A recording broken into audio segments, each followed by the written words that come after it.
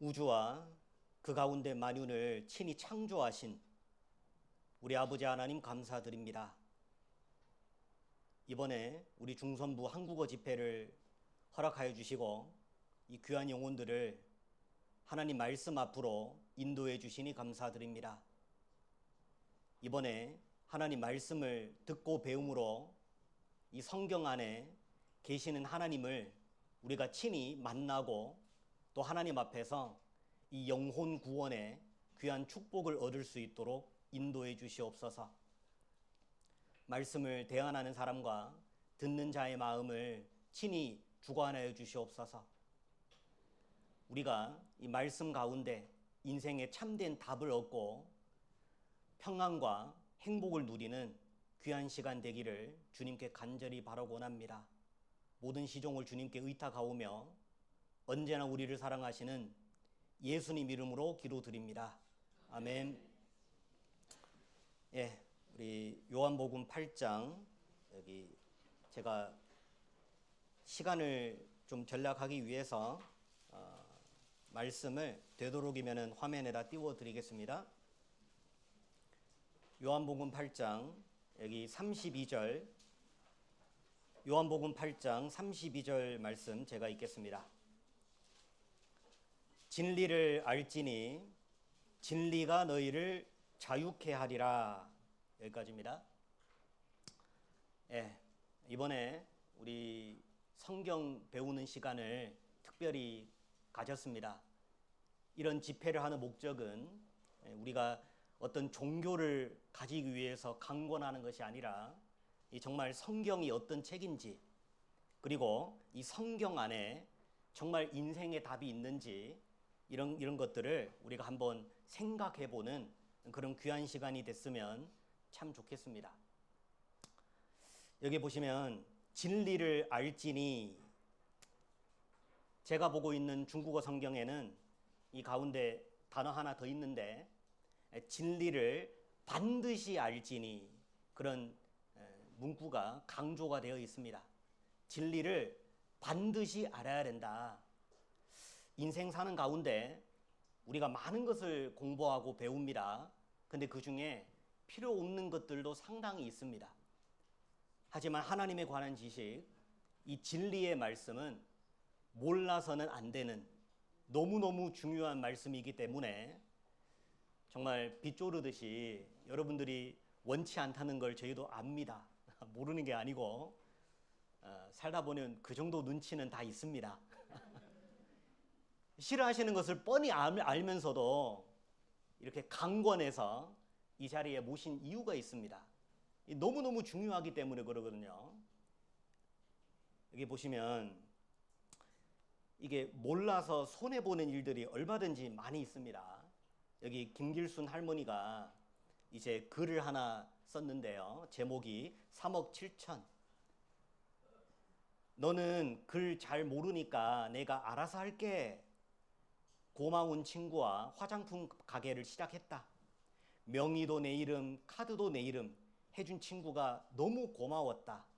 어느 날 친구는 은행 대출을 해서 도망갔고 나는 3억 7천만 원 날벼락을 맞았다. 아들 방까지 빼서 빚을 갚으며 글만 알았어도 가슴을 쳤다. 나는 길을 쓰고 공부를 시작했다. 이제는 은행도 혼자 가고 사인도 한다. 사기당한 돈 3억 7천이 글 배우게 된 값이다. 이 글만 알았어도 그러죠. 이게 모르면은 손해보는 일들이 많이 있는 것 같아요. 그러니까 요즘에 이런 책들이 나옵니다. 20살에 알았더라면 좋았을 것들. 제가 대충 훑어봤는데 한 5가지 있더라고요. 여기 보면은 또 회사에 들어오기 전에 알았더라면 좋았을 것들, 그러죠? 알았더라면 좋았을 것들이 있습니다. 또 이런 책도 있더라고요. 결혼 전에 미리 알았더라면 좋았을 것들. 어떤 자매님이 저한테 그래요. 미리 알았더라면 이 사람은 결혼 안 했지. 그렇죠? 그러니까 이게 한자에 보면 혼자가 이렇게 쓰더라고요. 이게 녀자에다가 어지럽다 혼자에다가 이걸 합치니까 결혼 혼자가 되는 거예요. 그러니까 현대식 의미가 나옵니다. 이 여자가 어지러워지니까 이제 결혼하기 시작한 거죠. 아니면 어지럽게 만드시든지요. 어찌됐건 제정신으로는 결혼 안 한다, 그런 의미가 들어있는 것 같습니다. 이 남자들도 마찬가지예요. 이 소크라테스가 이런 명언을 했답니다. 반드시 결혼하라. 좋은 아내를 얻으면 행복할 것이라.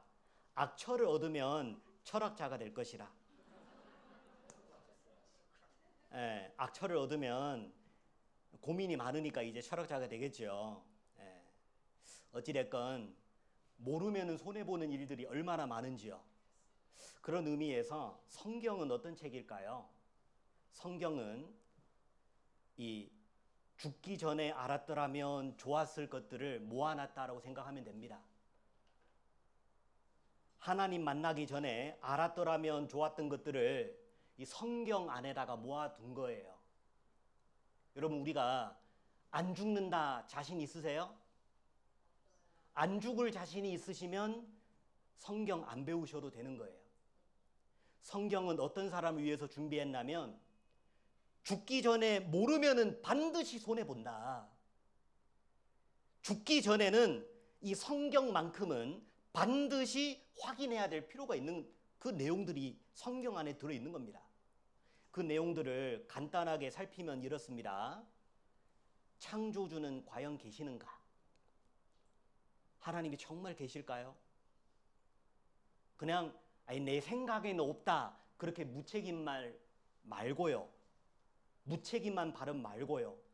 하나님이 안 계시는 뭔가 확실한 근거라도 있으십니까? 그리고 성경은 정말 하나님의 말씀인가요? 사람은 육신 말고 내 몸 안에 영혼이 정말 있을까요? 천국과 지옥은 정말 있을까요? 인생의 목적은 무엇일까요? 우리가 이런 것들 한번 진지하게 생각해 볼 필요가 있다, 그 말입니다. 한번 물어볼게요. 왜 사십니까? 그냥 어쩔 수 없이 살지요. 그런 분들이 꽤 있더라고요. 먹기 위해 살지요. 그런 사람도 있더라고요. 죽지 못해 살지요. 여러분, 우리가 살고 있다는 이 삶 자체가 어떤 의미와 목적이 있어야 될 거 아닙니까? 하나님이 살아계신다면 이런 것들을 우리에게 답을 해줄 거다, 그 말입니다. 옛날에 이 조선시대에 이 긴시습이라는 천재가 살았는데 이분이 쓴 시가 있습니다. 간단하니까 제가 읽어드릴게요. 미친 듯이 옛사람에게 물어본다. 나는 도대체 어디서 와서 어디로 가는 것인가? 왜 아무도 나에게 대답하지 않는가? 미친 듯이 옛사람에게 물어본다. 나는 소학을 읽고 대학을 읽고 논어를 읽고 공자를 읽고 맹자를 읽고 노자, 장자를 읽고 불경도 읽었는데 많은 공부를 했죠. 이것저것 공부를 다 해봤는데 답이 있어요, 없어요? 답이 없더라, 그 말입니다. 아무도 인생에 대해서 대답을 해주지 않는가?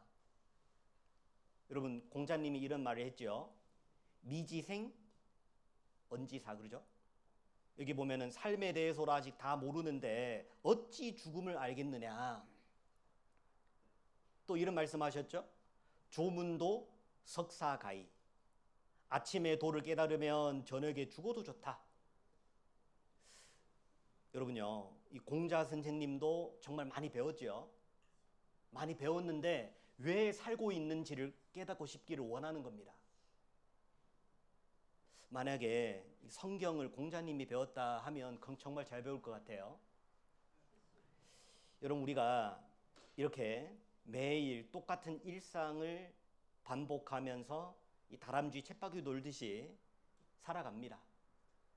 요즘에 이 인터넷에 이 새로운 용어가 하나 나타났는데 우픈 현실이라는 말 들어보셨어요? 우픈 현실. 이게 웃어도 될지 모르겠는데 웃어도 될지 모르겠는 잘 모르겠다는 그 슬픈 현실이 있다는 겁니다. 그 대표적인 단어 몇 가지 소개 좀 해드릴 텐데요. 한번 생각해 보세요. 여러분, 삽축이란 단어 들어보셨어요? 가축처럼 일만 하는 직장인이랍니다.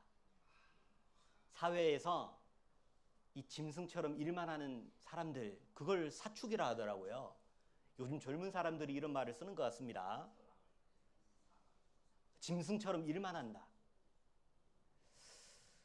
혼밥족 들어보셨어요? 혼자서 밥 먹는 직장인이랍니다.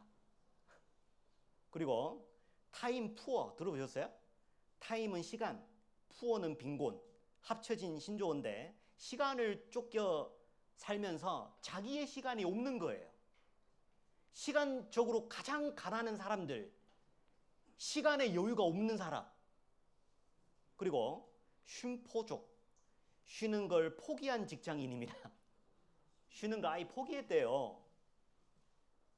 그리고 여기도 또 메신저 감옥, 퇴근 이후에도 메신저를 통한 업무를 계속 연락 주고받고 퇴근했는데도 메신저 감옥 가운데 산다 그 말입니다. 그리고 더 슬픈 단어가 이거예요. 더 슬픈 단어가 이거죠. 월급 로그아웃이에요. 월급이 들어옴과 즉시 모두 빠져나가는 상황입니다. 월급이 내 통장을 그냥 스쳐가는 흐른 물과 같다 그 말입니다. 살짝 스쳐가가지고 바로 온데간데 없어지는 거예요. 이게 우픈 현실입니다. 여러분, 인생은 정말 웃어도 될지 잘 모르는 서글픈 현실 가운데 살아간다 그 말이에요. 그러면서 우리는 왜 사는지조차 모르면은 얼마나 불행합니까? 어디서 와서 어디로 가시는지, 이 7, 80 정말 빈손으로 왔다가 빈손으로 가는 이 헛된 인생을 이렇게 열심히 달려가고 있는데 이 도대체 무슨 의미가 있는지를 좀 아셔야 되지 않겠습니까? 어떤 이 건망증이 심한 택시 기사가 있답니다. 근데 그날에 해필 이 건망증이 심한 아줌마가 택시를 탔대요. 그래서 택시 타고 이제 목적지로 가고 있는데 한참 가다가 아줌마가 내가 어디로 간다 했지? 목적지를 잃어버렸어요. 아저씨한테 물어보는 겁니다. 아저씨, 우리 어디를 가고 있어요? 그랬더니 택시 아저씨가 뒤를 돌아보더니 아줌마 언제 탔어? 그러면 좀 약간 이상하잖아요, 그죠? 아니, 어디를 가는지도 모르고 왜 탔는지도 모르고 이렇게 멍청하게 살면 되겠습니까? 우리는 따지고 따져야 됩니다. 여기 잠깐 보세요. 이 말씀을 같이 한번 읽어볼까요? 무리를 보시고 민망히 여기시니 이는 저희가 목자 없는 양과 같이 고생하며 유리함이라. 예수님은 그 당시 인생들을 바라보면서 불쌍히 여겼답니다. 예수님이 사람을 바라볼 때 사람들이 목자 없는 양과 같다. 인생을 사는데 고생은 하는데 유리방황하고 있다. 어디를 가는지도 모르고 왜 살아야 될지도 모르고 너무 불쌍하다 그 말입니다. 여기 잠깐 들어보겠습니다. 들한테 얘기하고 싶은 건 제가 중학교 2학년 때쯤 그 학교를 내려오면서 계속 물었어요. 어른들. 이경규 씨 같은 분 뭐 이렇게 왜 사세요? 그냥 왜 사세요? 네 마디 같이 왜 사세요? 언니 왜 사세요? 아저씨 왜 사세요? 근데 뭐 대답이 거의 비슷했어요. 너도 커보면 알아. 너도 커보면 알아. 공부나 해. 공부나 해가 제일 공부나 해. 공부나 해. 뭐 이런 거예요. 그때 정말 실망을 많이 했어요. 누군가 한 사람은 뭔가 대답이 있겠지 그랬어요. 무슨 대답인지는 모르는. 세상에는 상상이 아닌 것들이 있는데 이제 이것이 무엇인지를 알아내는 학문을 저는 과학이라고 생각을 해요. 그래서 상상의 가치를 이야기할 때 그것이 너무 과학의 영역까지 넘어오는 거는 좀 경계해야 되지 않을까. 그런데 그러기에는 과학이 아는 게 너무 없어요. 자, 사실은 의외로 우리가 진짜와 가짜를 잘 구분하는 것 같은데 못해요. 우리 마음이. 제가 왜 그런 말씀을 드렸냐면 두 가지 질문이 지금 우리가 모르거든요. 정말 우리 인간이 어떻게 시작된 거냐. 오리진을 잘 모르는 거예요. 그 다음에 죽은 다음에 정확히 어디로 가느냐에 대해 과학을 모르잖아요. 진짜 제일 중요한 걸 모르네, 과학이. 그러다 보니 이 안에 수많은 상상과 뭐 이런 것들이 오고 갈 수밖에 없지 않나. 연예인의 말도 들었고 과학자의 말도 들었죠. 왜 사는지 모르겠다. 과학이 알고 있는 게 너무 없다. 얼마 전에 한국의 한강 작가님이 노벨 문학상을 받았잖아요. 그 문학상을 받으면서 영문으로 연설하는 게 있습니다. 그러면서 본인이 왜 글쓰기 시작했는지를 이야기하고 있는데 여기 보세요. 자기는 왜 글쓰기를 시작했냐면 태어난 이유를 너무너무 알고 싶었다 그 말입니다. 내가 도대체 나라는 사람이 왜 태어나게 됐을까? 나는 왜 살아야 될까? 삶의 목적이 뭘까? 우리가 세상에 잠시 머무는 의미가 무엇인지 그게 너무 궁금했다는 거예요. 어릴 때부터 저는 알고 싶었습니다. 우리가 태어난 이유, 세상에서 이 고통과 사랑이 존재하는 이유, 이러한 질문은 수천 년 동안 문학이 던져온 질문이며 오늘날에도 계속되고 있습니다. 답이 있어요, 없어요? 답이 없다는 거예요.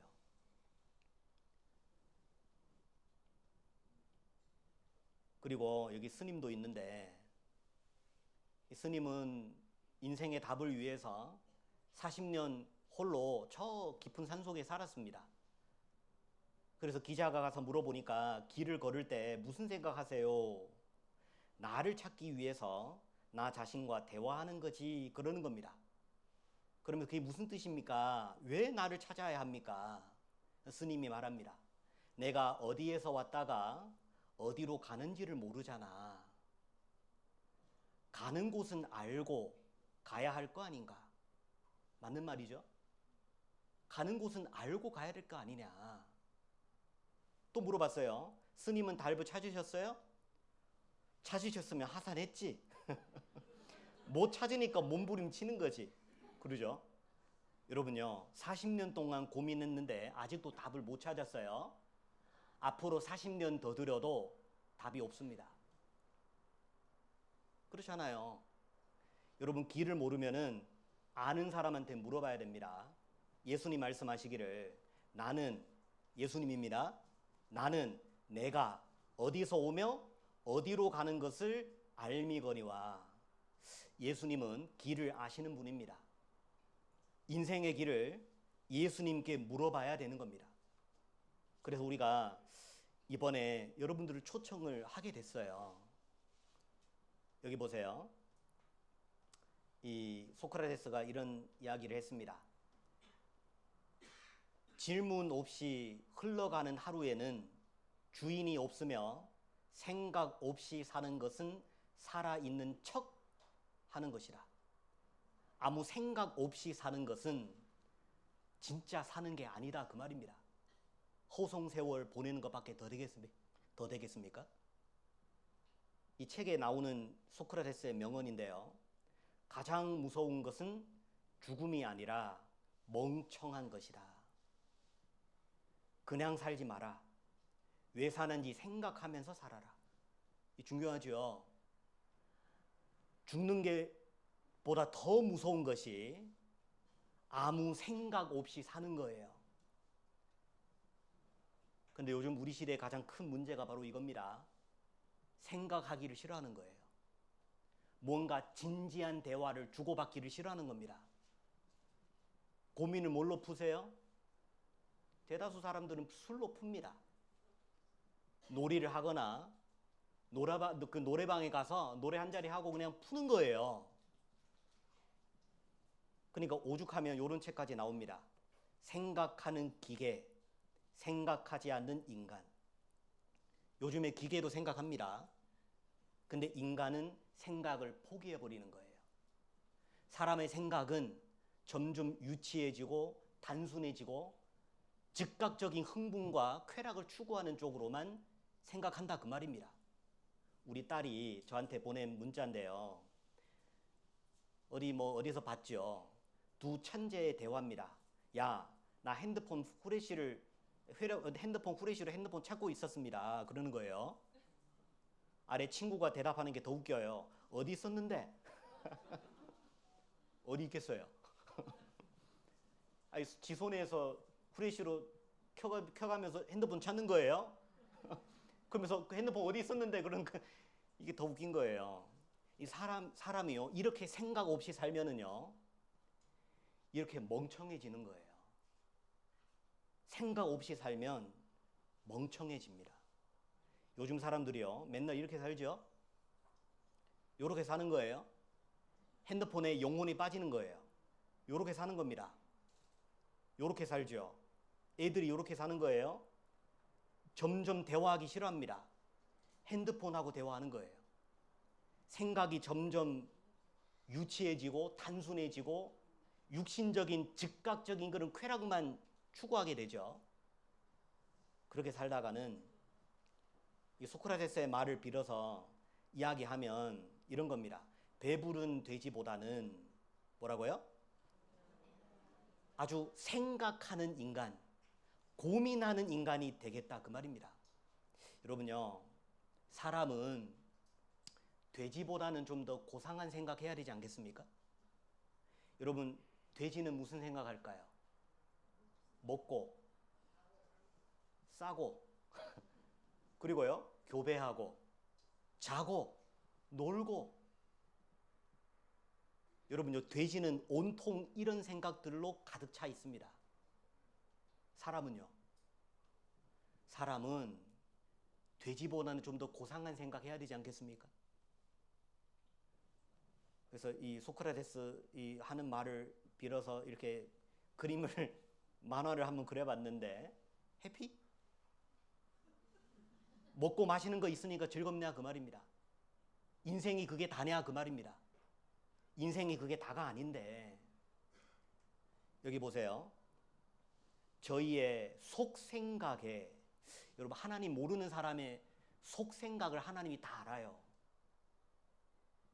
하나님을 싫어하는 사람들의 속에서 무슨 생각하는지 하나님이 다 압니다.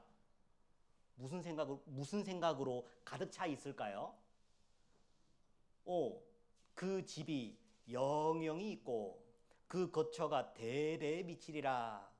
그 전지를 자기 이름으로 칭하도다. 그러니까 하나님 모르는 사람의 속생각은 무슨 생각일까요? 부동산, 그러죠? 재산을 늘리는 재미. 어떻게 하면 돈 더 많이 벌까? 어떻게 하면 내 재산을 자식에게 물려줄까? 그 생각으로 온통 차 있다. 하나님 그걸 아셔요. 근데 하나님 뭐라고 말씀하세요? 사람은 존귀하나 장구치 못하며. 여러분요, 사람은요, 항상 사는 게 아니다 그 말입니다. 죽는 날이 있다는 것을 반드시 생각해야 됩니다. 이분이요, 어떤 분이냐면 이게 상대 연구원으로 일을 오래 했습니다. 이분이요, 2년 간격으로 연달아서 자기 아들과 남편과 자기 어머니를 먼저 저 세상으로 보냈습니다. 2년 연달아서요. 이후로 이제 죽음은 다른 사람의 일이 아니고 이제 자기 자신의 일이다라는 것을 이제 깨닫게 됩니다. 그러면서 이런 말을 합니다. 죽음에 대한 생각을 깊이 하면서 피할 것이 아니라 생활 속에서 준비하며 살아야 하겠다. 그 생각을 하게 되었어요. 죽음이라는 것은 피할 게 아닙니다. 이게 잘 준비해야 된다. 이 맞는 말이잖아요. 여기 보세요.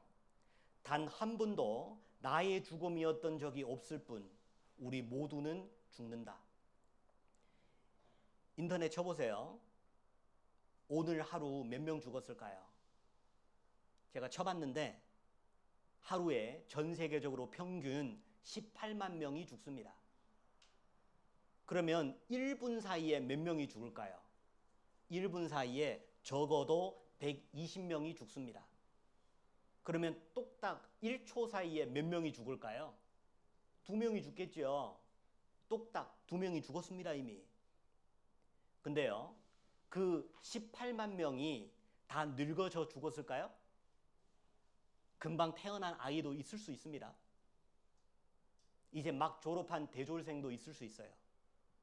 방금 취업했다고 연락받았는데 그 기쁨을 가지고 직장 다닐 꿈을 꾸고 있는데 갑작스러운 사고로 죽은 사람도 있을 수 있어요. 여러분, 우리는요, 꼭 노후 대책해야 될 사람 아닙니다. 우리는 꼭 결혼해야 될 사람도 아니에요. 얼마든지 그 전에 죽음을 먼저 맛볼 수가 있습니다. 그런데 우리는 결혼 준비는 하고 노후 대책은 세우지만 이 죽음에 대해서 아무 준비를 하지 않는다는 것은 이거는 현명한 것이 아닙니다. 여기 잠깐 보세요. 죽음 앞에서 인간은 모든 것을 의미를 잃어버립니다. 자기 존재가 없어지는데 자기가 아무리 돈이 많은들 10원 한 장을 가져갑니까? 땅이 아무리 많은들 딱 한 평을 가져가요. 아무것도 못 가져갑니다. 여기서는 어떤 것도 의미를 잃어버려요. 이런 엄청난 거를 예습을 하지 않고 생각을 안 하고 산다는 거는 이거는 삶의 유기, 직무유기예요. 맞는 말이죠. 이걸 준비하지 않는 것은 직무유기다. 이 맞는 말입니다. 사람이 여기 보셔요. 사람이요, 우리 건강할 때, 편안할 때 중요하게 생각하는 것들이 있고 죽음을 앞두고 중요하게 생각하는 것들이 있습니다. 여러분, 편안할 때 이 사랑도 중요하고 취미 생활, 그러죠? 뭐 가정, 재물, 미모 다 중요하죠. 근데 죽음을 앞두고 이런 것들이 필요합니까? 죽음 앞에는 뭐가 필요할까요? 하나님 정말 계실까요? 저 세상 정말 있을까요? 나라는 사람 정말 영혼이라는 게 정말 있을까요? 이런 것들을 지금 건강하실 때 미리 준비해놓고 그리고 열심히 사시면 된다, 그 말이에요. 우리는 건강할 때 암보험을 드는 거예요. 암이 걸리면은요, 보험회사에서 암보험 안 들어줍니다. 안 그래요? 건강할 때 드셔야지. 하나님도요, 아직 건강하실 때 하나님을 만나셔야 된다, 그 말입니다. 그래서 이 하나님을 여기 보시면 이 이병철 회장님이 계시는데요, 이분이 돌아가시기 직전에 마지막으로 남긴 24가지 질문이 있었는데 이 돌아가시고 나서 이제 이게 발표가 됐습니다. 이 24가지 질문은 자기 회사에 관한 것도 아니고 자녀에 관한 것도 아니에요. 온통 신앙적인 질문으로 가득 차 있습니다. 잠깐 보세요. 여기 첫 번째 질문. 하나님은 정말 존재하는가? 이걸 어떻게 증명할 수 있을까? 그리고 다섯 번째 질문. 하나님이 계신다면 왜 고통과 불행을 우리에게 주셨을까? 왜 죽음을 주셨을까? 그리고 성경은 어떻게 만들어졌는가? 이 성경이라는 책이 하나님의 말씀 맞을까? 그리고 영혼이란 무엇인가? 천국과 지옥, 이 천국이나 지옥, 이게 정말 있을까? 이걸 어떻게 믿을 수 있을까? 여러분요, 이 죽음 직전에 사람은 이런 생각으로 가득 차 있습니다. 우리 논어에 이런 말씀이 있죠. 새가 죽으려 할 때는 뭐라고요? 그 울음소리가 구슬프고 사람이 죽을 무렵에는 그 말이 참되다. 사람이 죽기 전에 거짓말 할 필요가 없다, 그 말이잖아요. 여기 보세요. 이게 무신론자들이 하나님이 없다 하는 사람들 죽기 전에 이런 말을 남겼습니다. 이게 나폴레옹이라는 프랑스의 장군이에요. 이 사람이 죽기 전에 이런 비명을 하고 죽었어요. 나의 깊은 비참함과 예수 그리스도의 영원한 왕국 사이에서 너무도 큰 간격이 놓였다. 뭔 말이에요? 나는 천국 가기에는 너무너무 멀었다 그 말입니다. 어디 갔다는 거예요? 지옥 갔다 그 말입니다. 지옥 갔다는 거예요. 이게 볼테르라는 프랑스의 무신론 작가입니다. 철학자이기도 하고요. 이 사람이 죽기 전에 이런 말을 남겼어요. 당신이 내게 6개월만 생명을 연장시켜 준다면 나에게 가치 있는 모든 것에 반을 드리겠소. 난 그 두려운 지옥으로 가게 되오. 당신도 가게 될지 모르오. 오 그리스도여. 이 사람은요, 살아생전에 그렇게 예수님을 조롱하고 성경을 비웃은 사람입니다. 큰 소리를 빵빵 치고 다녔죠. 자기가 죽고 나서 50년 후에는 성경이라는 책은 쓰레기통에 들어갈 거다. 누구도 성경 배울 사람 없을 거다. 큰 소리 빵빵 치고 다녔죠. 근데 죽기 전에는요, 자기 영혼이 지옥에 떨어진다 고백하고 있습니다. 이 사람 보세요. 이 사람도 무신론자인데 이 사람 재벌이에요. 토마스 홉스라는 사람인데요. 껑충 어둠 속으로 뛰어 들어가는 것 같다. 죽는 것은요, 캄캄한 어둠으로 들어가는 거잖아요. 난 돈을 위해 부도덕을 택했는데 이제 그 짐이 나를 끊고 끝도 없고 소망도 없는 지옥으로 밀어 누르고 있다. 영원한 지옥에서 영원한 두려움과 고통 속에 살기보다는 오히려 100만 년 동안 뜨거운 난로 위에 누워 몸을 지지는 편이 낫겠다. 죽기 전에 사람들이 왜 이런 발언을 하고 죽음을 맞이할까요? 죽기 전에 자기가 아무 소망 없다는 것을 드디어 깨닫는 거예요. 그러면 좀 늦었잖아요. 반대로 하나님을 알고 죽는 사람도 있습니다. 이 그리스도인들이요, 하나님을 확신하고 영생을 얻게 되면 죽음을 앞두고 이런 말씀을 합니다. 이게 미국의 아주 유명한 목사님인데 이 무디 선생님이 죽을 때 이렇게 말하죠. 천국이 열린다. 땅이 물러간다. 하나님께서 나를 부르시는구나. 이것이 죽음이라면 달콤하다. 이것이 나의 대관식 날이다. 영광스럽다. 여러분, 죽음이라는 것을 달콤하대요. 달콤해요. 아니, 죽는 게 달콤하대요. 죽는 것이, 죽는 그 날이 나에게는 가장 영광스러운 날이다. 여러분, 이렇게 고백하는 사람 있다는 것이 신기하지 않습니까? 우리가 이번에 하나님을 한번 알아봅시다. 하나님이 안 계신다면 이번에 말씀을 듣고 하나님이 안 계시는 증거를 한번 찾아보세요. 아니, 그러면 화끈하게 믿지 마세요. 아니, 나 들어보니까 하나님 안 계시더라. 그럼 앞으로 화끈하게 믿지 마세요. 그럼 하나님이 정말 계시다면, 하나님이 정말 계시다면, 여기 보세요. 천국도 사실이고, 지옥도 사실이고, 내세도 사실이고, 이제 심판도 사실입니다. 어떻게 하실래요? 하나님이 살아 계신다면 너무너무 심각한 사실인데 이걸 심각하게 받아들이지 않는 것은 내 책임이 되는 거예요. 여기 보세요. 그래서 이번에 우리가 하나님을 잘 좀 배워보려고 하는데요.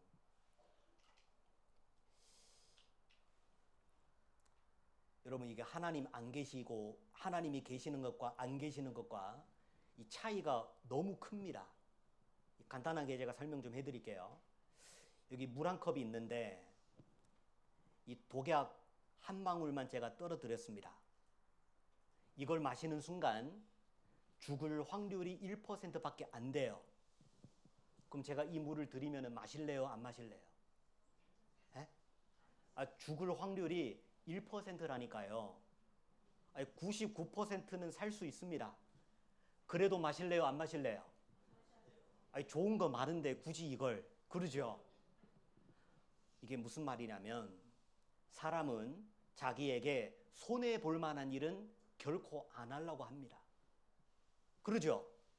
1%라도 우리는 시도 안 하려고 그래요. 그러면 하나님이 계시든지 안 계시든지 적어도 50% 아닙니까? 성경을 안 배우더라도 하나님이 계실 가능성이 50%는 되지 않습니까? 아니, 어차피 하나님 보실 분이 없는데 죽어보셨어요? 안 죽어보셨잖아요. 하나님 없다는 거 어떻게 그렇게 확신하세요?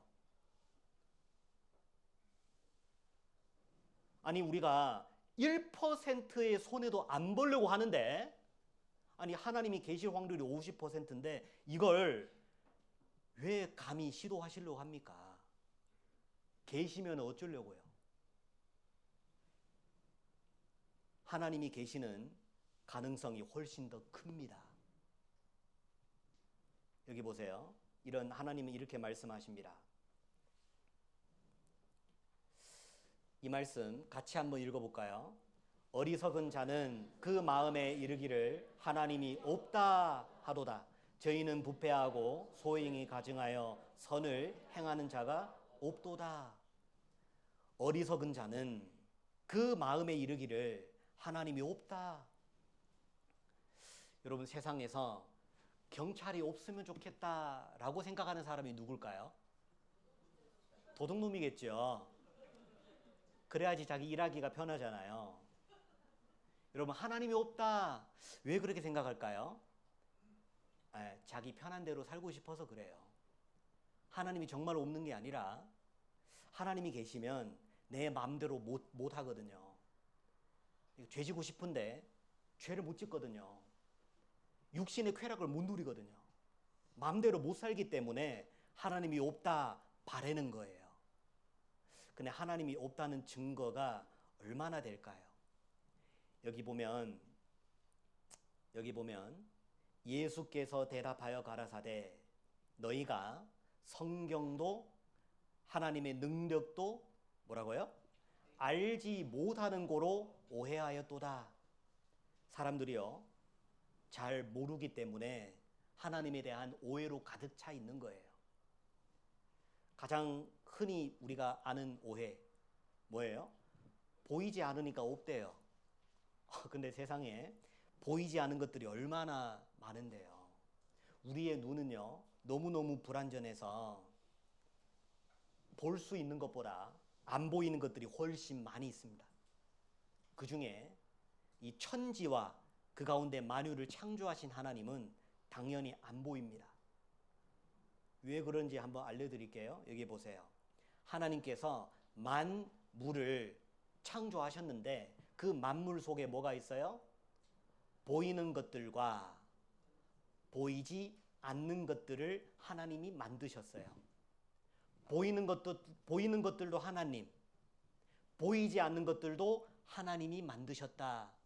그 보이지 않는 것들도 만드신 하나님은 우리 눈에 안 보입니다. 그거 아셔야 돼요. 여기 보세요. 만세의 왕, 곧 썩지 아니하고, 그리고요, 보이지 아니하고 홀로 하나이신 하나님께 존귀와 영광이 세세토록 있어지어다. 아멘. 여기 보시면 썩지 아니하고 보이지 아니하고 하나님은 눈에 안 보입니다.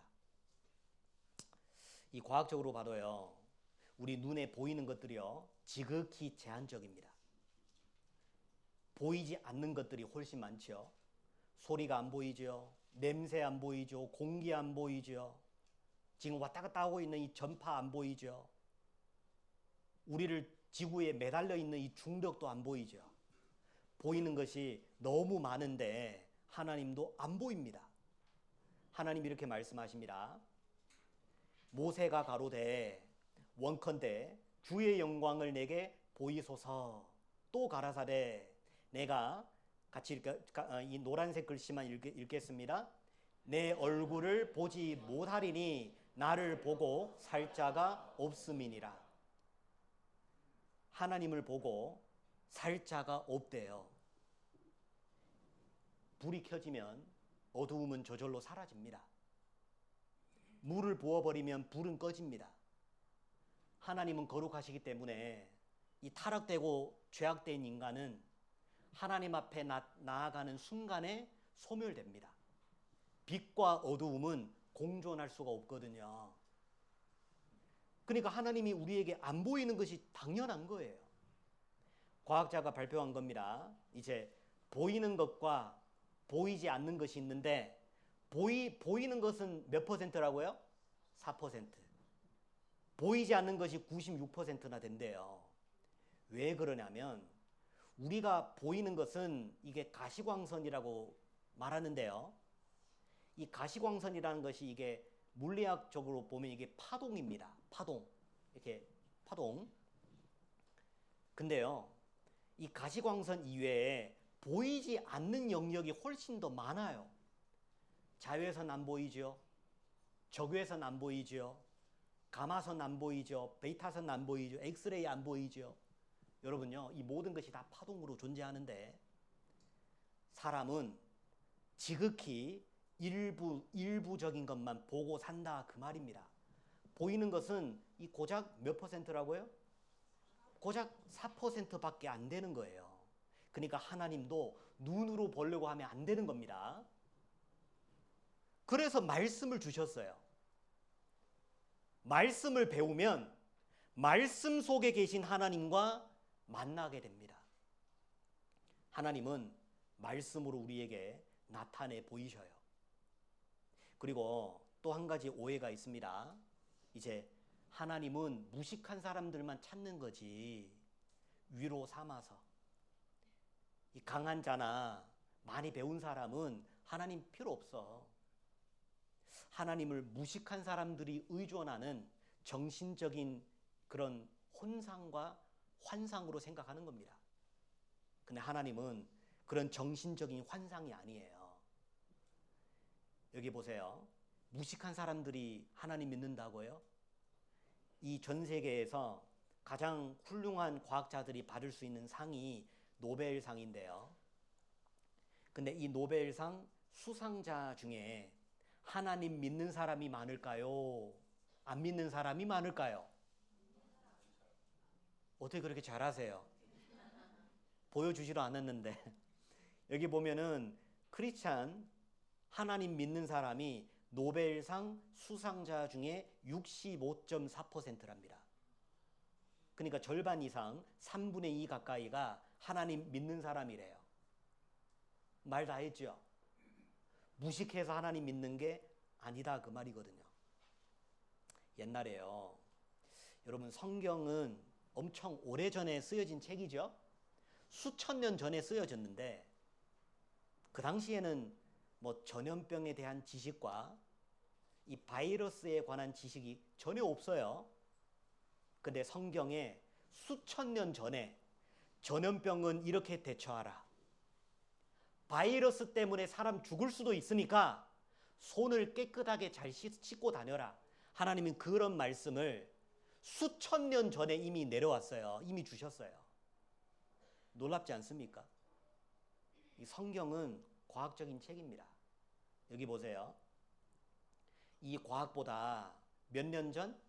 이게 3,500년 앞선 성경의 의학 지식이 있어요.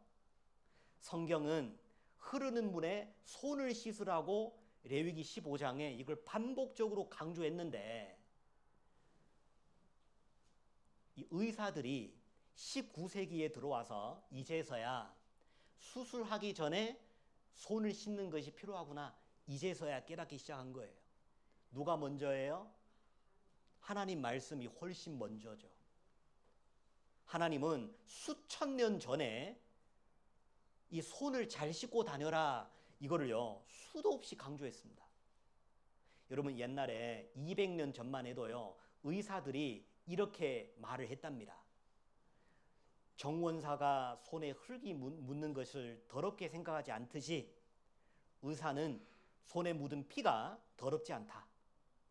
그러니까 의사가 이 손에 피가 지저분하게 묻어 있는 것을 영광스럽게 생각했던 거예요.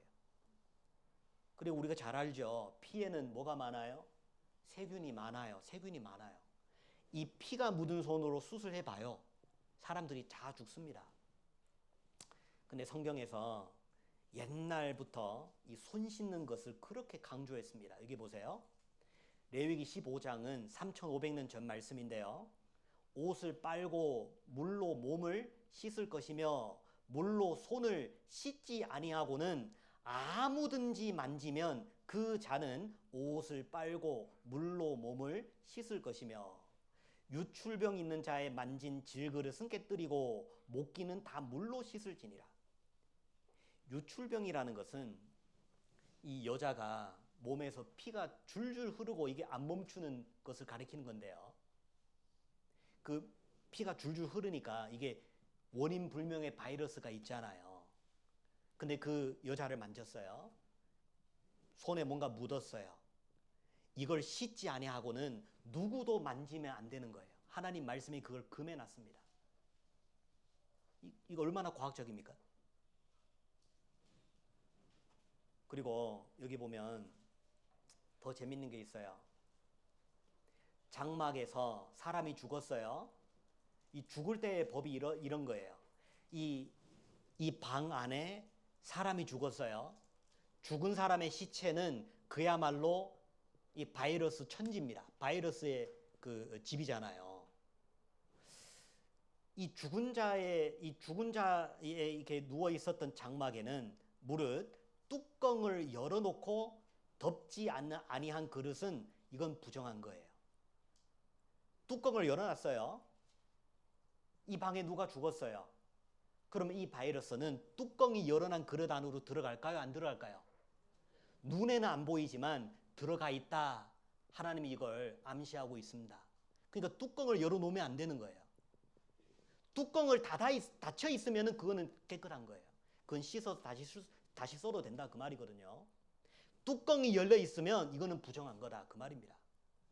이게 눈에 안 보이는 바이러스가 들어갔다는 것을 성경에서 이미 암시하고 있잖아요. 눈에 안 보이지만.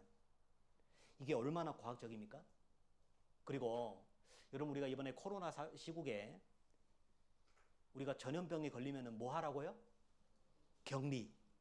격리 많이 당했죠? 성경에도 격리가 있다니까요. 이렇게 전염병에 걸리면 격리하라 이렇게 말씀하십니다. 병 있는 날 동안 이거는 중풍병 중풍병이죠. 여기 보면은 병 있는 날 동안은 늘 부정할 것이라. 그가 부정한즉 혼자 살되 어디에서요? 진 밖에. 진이라는 것은 병이 없는 사람들이 모여 사는 곳이에요. 병 없는 사람들끼리 모여 살아라. 전염병 있는 사람 너는 바깥으로 스스로 격리하라. 혼자 살아라. 이게 격리하는 방법이 성경 수천 년 전에 이미 나왔어요. 이번에 코로나 때 이렇게 많이 격리당했죠. 그래서 이렇게 말씀하시죠. 이 사람의 시체를 만져가지고 부정케 되면 어디로 가라고요? 다 진 밖으로 내어보내라. 격리하라 그 말이거든요. 그리고 이거 참 웃긴 것이 이거예요. 성경에서는 이게 진 밖에 변소를 베풀고 그리고 삽을 준비하라. 이 대변 큰일 볼 때 큰일을 보고 나서 이 삽을 통해서 땅을 파가지고 이걸 덮어놔라. 하나님이 이렇게 자세하게 알려줬어요. 변소를 잘 만들어라. 여러분요, 이게 왜 중요하냐면 이 수천 년 전에 사람은 이 변소에 대한 개념이 별로 없어요. 여러분 이게 옛날에 이게 한강 이게 서울 시내랍니다. 보세요. 위에서는 거시기 하고 아래서는 이 물을 퍼마셔요. 이것으로 빨래도 하고요. 이것이 200년 전에 이게 한양 이 서울시의 시내랍니다. 이 빨갛게 동그라미 쳐진 것이 사람의 대변이거든요. 지금은 더럽다 생각하지만 200년 전에는 이건 자연스러운 거예요. 이게 동양뿐 아니라 서양도 마찬가지고, 여기 보면은 이게 전통실의 이 오염, 가장 오염이 심한 문제가 뭐냐면 이게 대변을 통해서 오염된 물을 마셨기 때문에 이 전염병이 막 도는 거예요. 근데 여러분, 우리가 지금 보세요. 옛날 사람들이 화장실 이렇게 봤대요. 이렇게 봤어요. 이 로마 시대 사람들은요, 변기에 모여 앉아가지고 이를 보면서 서로 토론도 하고 회의도 하고 그랬답니다. 이를 보면서요. 길거리에서는요, 이렇게 이동 변속꾼들이 많이 있었는데, 그래서 여기 보면 이 망토라는 말이 프랑스어인데요.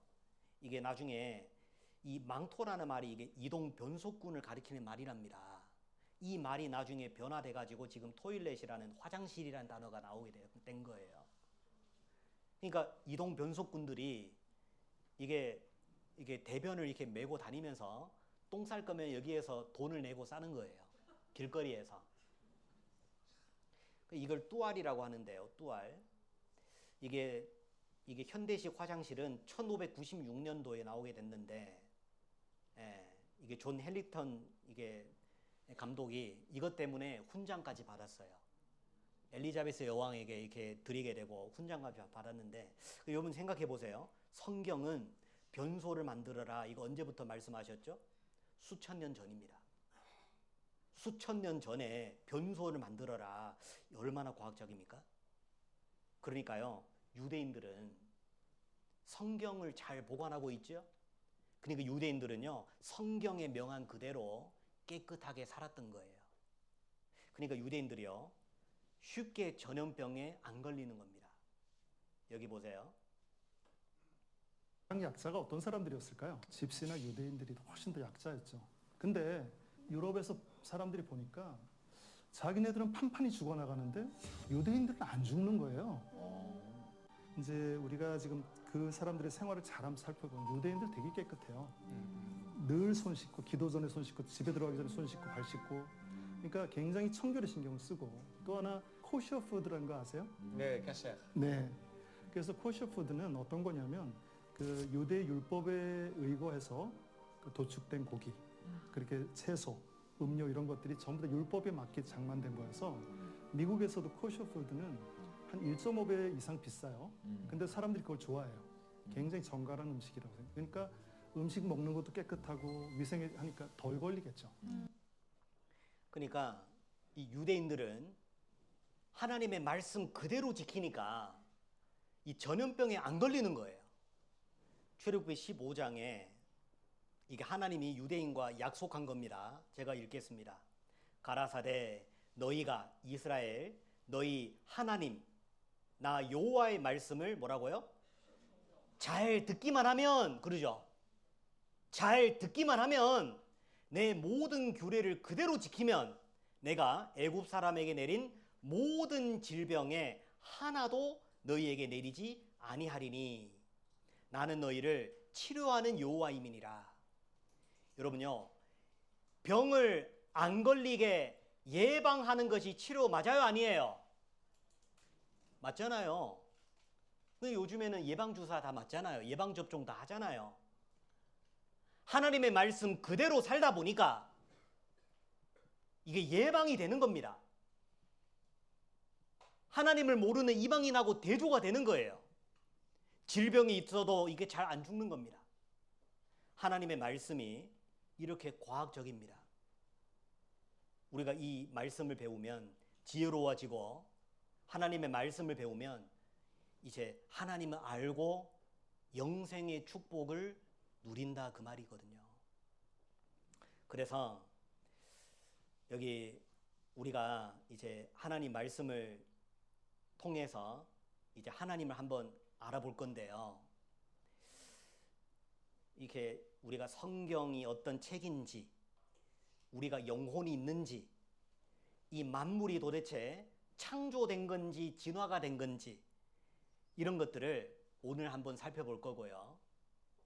내일은요, 이제 이스라엘을 통해서, 그리고 예수 그리스도를 통해서 이제 우리 차차로 배워나갈 건데, 이 말씀을 배우다 보면 아, 하나님이 계시구나, 이걸 저절로 알게 됩니다. 이걸 그냥 편안한 마음으로 잘 들어주시면 하나님이 계시는 것을 우리가 쉽게 알 수 있습니다. 그러면 우리 먼저 이 성경이라는 책이 어떤 책인지를 간단하게 좀 말씀드릴게요. 여기 보시면 태초에 말씀이 계시니라. 이 말씀이 하나님과 함께 계셨으니 이 말씀은 곧 뭐라고요? 하나님이시니라. 이 성경 말씀은 하나님 자신을 뜻하는 겁니다. 여러분 역사 사극을 혹시 좋아하세요? 옛날에 황제 있는 시대에 이 내시가 어명을 들고 이제 장군의 집에 갑니다. 그러면서 어명이여 하고 외치죠. 그러면 장군들은요 무릎을 확 꿇어버립니다. 누구 앞에서요? 내시 앞에서. 이 내시가 누구길래? 이 내시가 중요한 게 아니라 손에 들고 있는 어명이 중요한 거예요. 손에 들고 있는 그 말씀이 누구 말씀이라고요? 하나님이요? 아, 이게 무조건 하나님이시네. 아니, 왕의 말이잖아요. 임금님의 왕의 말이잖아요. 그죠? 그러니까 왕의 말씀이니까 누가 들고 있는지 이게 중요하지 않은 거예요. 왕의 말씀이 내려왔기 때문에 왕의 말씀 앞에 그냥 바짝 엎드리는 게 정상입니다. 이것처럼 저는 그냥 내시입니다. 저를 그냥 그 내시라고 생각하시고 제 손에 있는 책이 이게 무슨 말씀이라고요? 하나님 말씀이에요. 어명이요. 어명입니다. 여러분요, 이 하나님 말씀을 존중하면 하나님을 존중하는 것이고 하나님의 말씀을 무시하면 하나님을 무시하는 겁니다. 하나님의 말씀을 청종하면 하나님의 축복을 받을 것이고 이 말씀을 불순종하면 하나님께 징계를 받을 거예요. 이 말씀이 곧 하나님이다 그 말입니다. 그러면 많은 사람들이 오해를 합니다. 아니 이 책이 결국은 사람이 손으로 쓴 건데 왜 계속 하나님의 말씀이라고 우기는지 모르겠다. 왜 그런지 제가 말씀드릴게요. 여기 보시면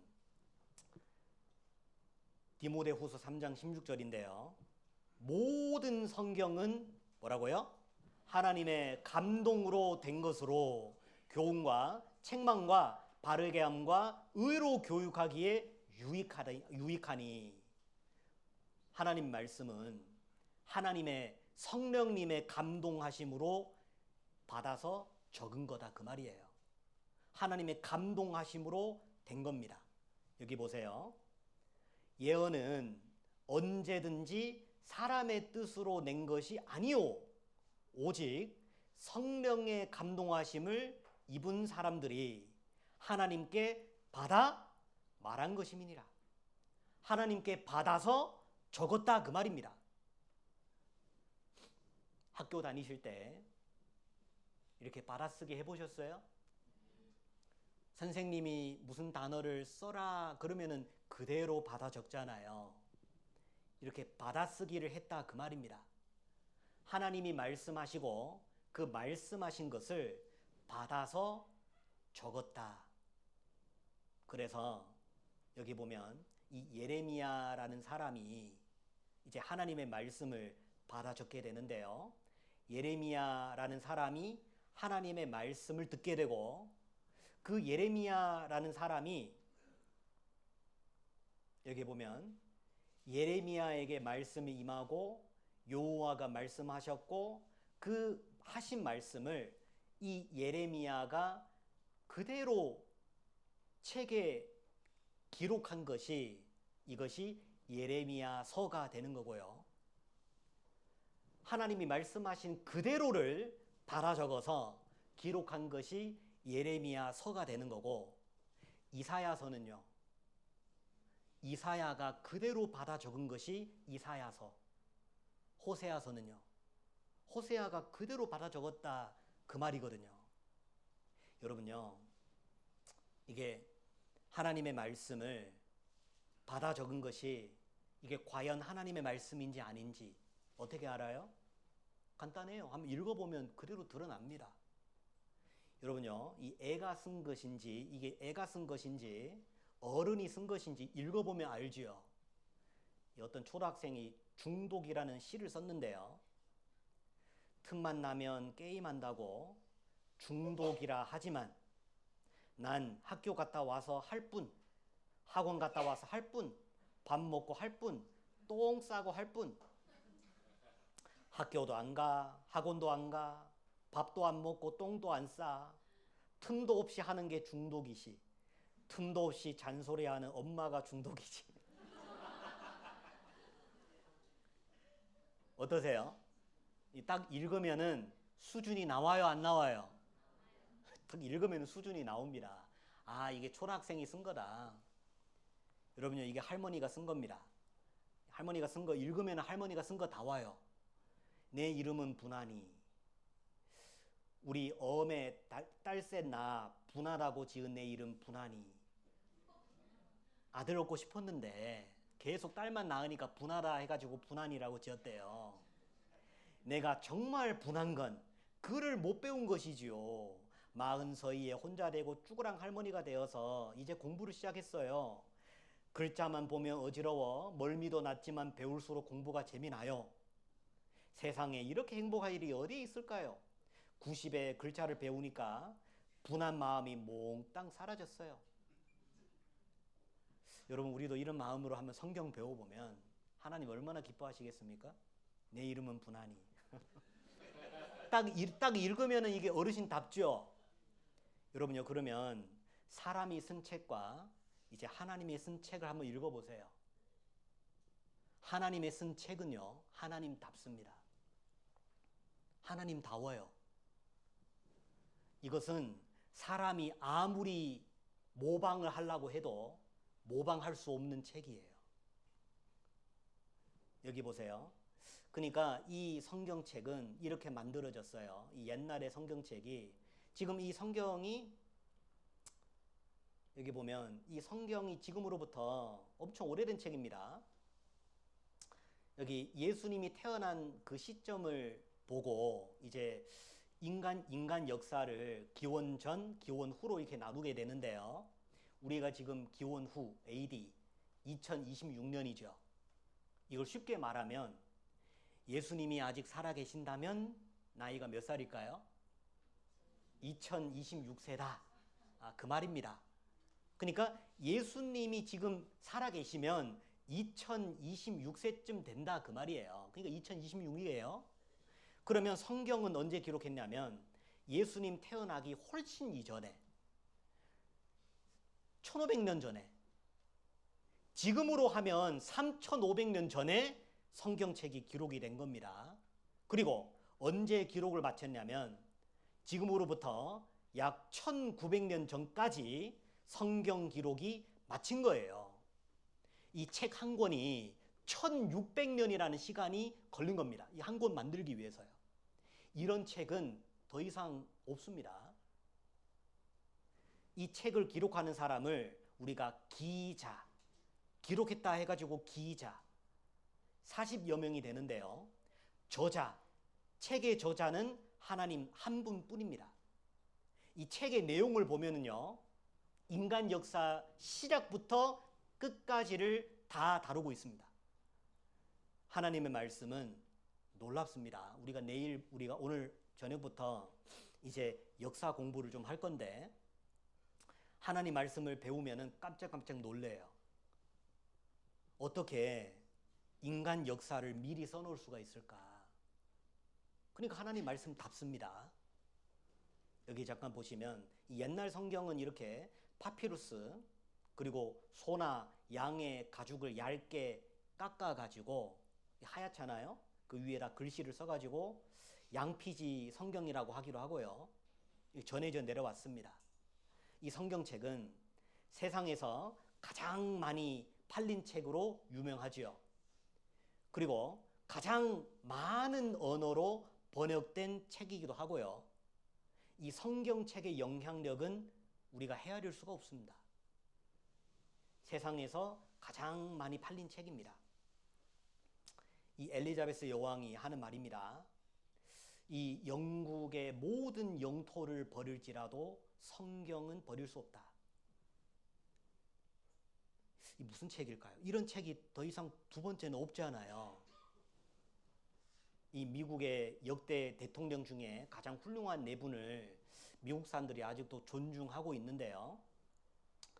이 네 분 중에 이 링컨이라는 16대 대통령이 있습니다. 이분이 이렇게 말씀하셨죠. 하나님이 인간에게 주신 가장 좋은 선물은 성경이다.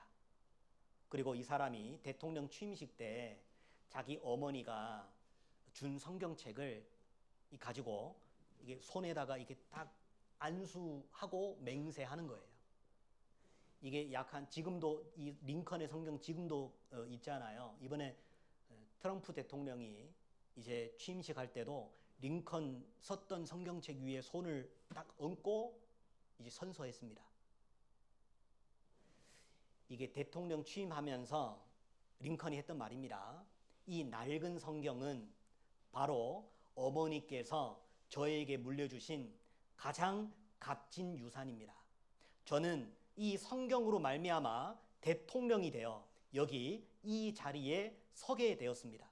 저는 성경 말씀대로 이 나라를 통치할 것을 약속드립니다.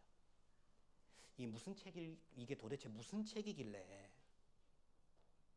이렇게 엄숙하게 하나님의 명의로 선서를 합니까? 그리고 여기 보시면 우리가 잘 아시는 대로 이 코로나 시국에 너무너무 힘들었잖아요. 근데 코로나 바이러스가 만연하는 중에도 성경은 능력을 간증하는 이 북한 사람들에게 이 성경이 그렇게 많이 팔렸다는 거예요. 북한 사람들한테 이 성경 판매량이 급증했다는 거예요. 팬데믹 기간에. 왜요? 이게 지구가 곧 끝나고 주님이 곧 오실 것 같으니까 성경을 많이 사서 보는 것 같습니다. 어려움의 시국일수록 성경을 더 찾는 거예요. 인생이 어렵고 힘들수록 하나님 말씀을 더 찾는 겁니다. 바로 이 북한 사람들도요. 지하교회가 많이 있습니다. 어려운 가운데도 하나님을 찾고 이 말씀의 힘으로 사는 겁니다. 이런 책은 더 이상 없습니다. 이 성경은 지금으로부터 이게 3,610가지 언어로 많이 번역이 돼서 온 세상에 쫙 퍼졌습니다. 이게 2023년 기준인데요. 지금은 훨씬 더 많습니다. 이 성경 공회에서 나오는 데이터인데요. 성경 번역 단체에서 2033년까지 모든 언어로 성경이 번역될 거다. 여러분 지금은요. 우리 이 성경 번역 작업이 어느 정도까지 됐냐면 전 세계 98%의 인구가 자기 모국어로 성경 읽을 수 있을 정도예요. 전 세계 98% 자기 모국어로 성경을 읽을 수가 있습니다. 여러분 이런 책을 우리가 한번 배우는 것이 얼마나 영광스럽습니까? 그리고 이 성경 안에서 하나님이 우리에게 가장 먼저 알리고 싶은 메시지가 있습니다. 이게 너무 쉬우니까 한번 찾아볼게요. 성경 첫 페이지입니다. 창세기 1장 1절. 하나님이 우리에게 가장 하고 싶으신 말씀이에요. 창세기 1장 1절. 짧으니까 두 번 반복해서 같이 읽어보겠습니다. 태초에 하나님이 천지를 창조하시니라. 태초에 하나님이 천지를 창조하시니라. 예. 가장 중요하니까 첫 페이지에 첫 문구로 이렇게 적어놓지 않겠습니까? 우리 시대에 하나님의 창조를 믿지 않은 사람들이 너무 많이 있는 것을 하나님이 미리 아신 것 같습니다. 하나님은 자기의 주권을 선언하고 있습니다. 하나님은 태초에 천지를 창조하셨다. 여기 잠깐 보세요. 여러분 우리가 하나님을 어떻게 알 수 있냐면 이 하나님은 보이지 않지만은 하나님이 만드신 만물을 보면 하나님을 알 수 있다 그렇습니다. 여기 보세요. 창세로부터 그의 보이지 아니하는 것들 곧 그의 영원하신 뭐하고 능력과 신성입니다. 그러니까 하나님이 얼마나 대단한 분인지 얼마나 지혜로우신지 이 만드신 만물을 보면 분명히 보여 알게 되나니 그러므로 저희가 핑계치 못할지니라. 눈에는 안 보이지만 작품을 보면 알 수 있다. 하나님 계십니다. 잘 보세요. 여러분 이 집이 있는데 집이 있기 전에 뭐가 먼저 있어요? 아무렇게나 집이 돼요? 아무렇게나 집이 안 돼요. 먼저 설계도가 필요하죠.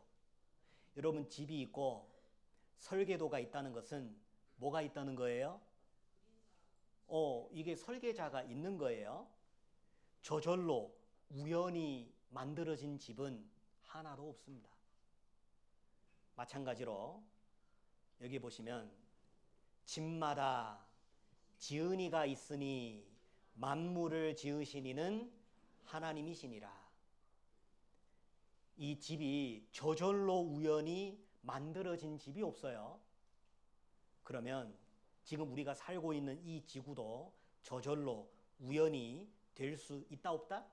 될 수 없다는 거예요. 하나님이 이렇게 말씀하십니다. 여호와는 이 여호와는 우리 하나님 이름이십니다. 이게 여호와는 하나님의 이름이에요. 이 목사도 이름이 있죠. 에? 네. 제 이름이 풍우인데요. 비바람이 아닙니다. 이걸 계속 비바람을 몰고 다닌다 하셔가지고 이게 풍은 풍요롭다라는 뜻이고 우는 집 우자예요. 그래서 적어도 우리 3일 이렇게 인연이 있는데 풍요로운 집으로 좀 기억해 주세요. 좀 부탁드릴게요. 풍요로운 집으로 좀 기억해 주세요. 그래서 우리 하나님의 이름은 여호와라고 되시는데요. 이 여호와는 스스로 존재하는 자다 그런 뜻입니다. 그래서 여기 보시면 여호와는 하늘을 창조하신 하나님이시며 땅도 조성하시고 경곡케 하시래. 뭐라고요? 헛되이 창조치 아니하시고 사람으로 거하게 지으신 자신이라. 이 헛되이 창조치 아니하시고 이 말씀은 너무너무 놀라운 말씀이세요. 여러분 이제 우리가 과학이 발달하면서 이걸 더 깨닫기가 쉬운데요. 여러분 이게 뭐예요? 최첨단 과학입니다. 이게 우주복이잖아요. 이 나라가 과학기술이 얼마나 발달됐는지는 사람을 지구 밖으로 보낼 수 있느냐 없느냐 그것을 기준으로 삼는답니다. 그러죠? 아직까지도 전 세계에서 사람을 저 지구 밖으로 보낼 수 있는 나라 몇 나라 안 됩니다. 이게 너무 어려워서 그래요. 최첨단 과학이잖아요. 여러분요. 근데 이게 미제가 미국에서 만든 미제가 얼마인지 아세요? 한국 돈으로 쳐보니까 이게 2천억. 이걸 입어야지 지구 바깥으로 나갈 수가 있는데 근데 2천억을 입고 몇 시간 살아요? 10시간. 이 안에 똥도 쌀 수 있대요. 기저귀까지 깔아놨답니다. 어찌됐건 2천억으로 10시간 사는 거예요. 시간당 200억. 여러분 이게 최첨단 과학 맞죠? 근데 우리가 지금 지구 안에서 살면서 이런 것이 필요 있어요? 필요 없어요? 왜 필요 없을까요? 왜냐하면 지구 자체가 이런 최첨단 과학을 우리에게 제공해주고 있어요. 그것도 공짜. 보세요. 이 우주복은 과학입니다. 지구는요. 하나님의 솜씨 맞죠? 아니 우주복이 더 복잡해요? 지구가 더 복잡해요? 어느 것이 더 뛰어나요? 지구가 훨씬 뛰어나는데 우주복은 사람이 만든 것이 틀림없어. 근데 지구는 저절로? 우연히? 아닙니다. 이 우주복이 사람이 만든 것이 틀림없다면 이 지구는 하나님의 솜씨다. 이걸 인정하셔야 돼요. 공짜로 누리잖아요. 무제한으로 누리잖아요. 근데 하나님께 감사한 적은 없잖아요. 그러면서 하나님이 없대요. 하나님이 없는 게 아니에요. 여기 보세요. 이게 질서라는 것이 이 코스모스, 이게 우주라는 헬라어에서 그 라틴어에서 질서라는 단어가 파생이 됐답니다. 이게 우주라는 단어가 파생이 됐답니다. 우주가 질서 그 자체거든요. 그러면서 이제 화장품이라는 단어도 파생이 됐는데, 코스메틱이라는 이 화장이라는 것이 이 질서를 잡는 거잖아요. 딱 보면 질서 안 잡힙니다. 이거는 질서 잡혔잖아요. 예. 이 질서 잡힌 것이 아름다운 거예요. 이게 저절로예요? 누가 그린 거예요? 이게 막 그리면 안 됩니다. 이 질서 있게 그렸으니까 이렇게 나온 거예요. 여러분, 지금 여기 사거리에 신호등이 고장 났어요. 차량들이 여전히 질서 있게 달리고 있어요. 이게 우연의 일치입니까? 누군가가 뒤에 있는 겁니까? 예? 누군가가 있으니까 이게 질서 정연하게 가고 있지 않습니까? 여러분, 이 우주와 그 가운데 있는 만물이 질서 정연하게 돌아가고 있다. 이 무슨 말이죠? 배후에 누가 계시다, 그 말이에요. 어려워요? 제가 뭐 너무 어려운 이야기 하고 있어요? 이 배후에 누가 계시다니까요. 여러분, 여기 보세요. 천장에 이게 불이 아주 일정한 간격을 띠고 정확하게 천장에 박혀 있어요. 이게 저절로, 우연히, 천년 만년이 걸리면 저절로 올라가요? 저절로 일정한 거리를 띄웁니까? 저절로 구멍이 파집니까? 누군가가 했기 때문에 이렇게 질서 정연하게 나란히 배치가 되어 있는 게 아닙니까? 지금 우리가 살고 있는 이 지구가 그렇다, 그 말입니다. 여기 보세요. 하나님께서 이 땅을 창조하실 때 이렇게 창조했답니다. 내가 땅의 기초를 놓을 때 내가 어디 있었느냐, 내가 깨달아 알았거든 말할지니라. 누가 그 도량을 정하였었는지, 누가 그 준승을 그 위에 띄웠었는지 내가 아느냐. 여러분, 도량이라는 게 뭐예요?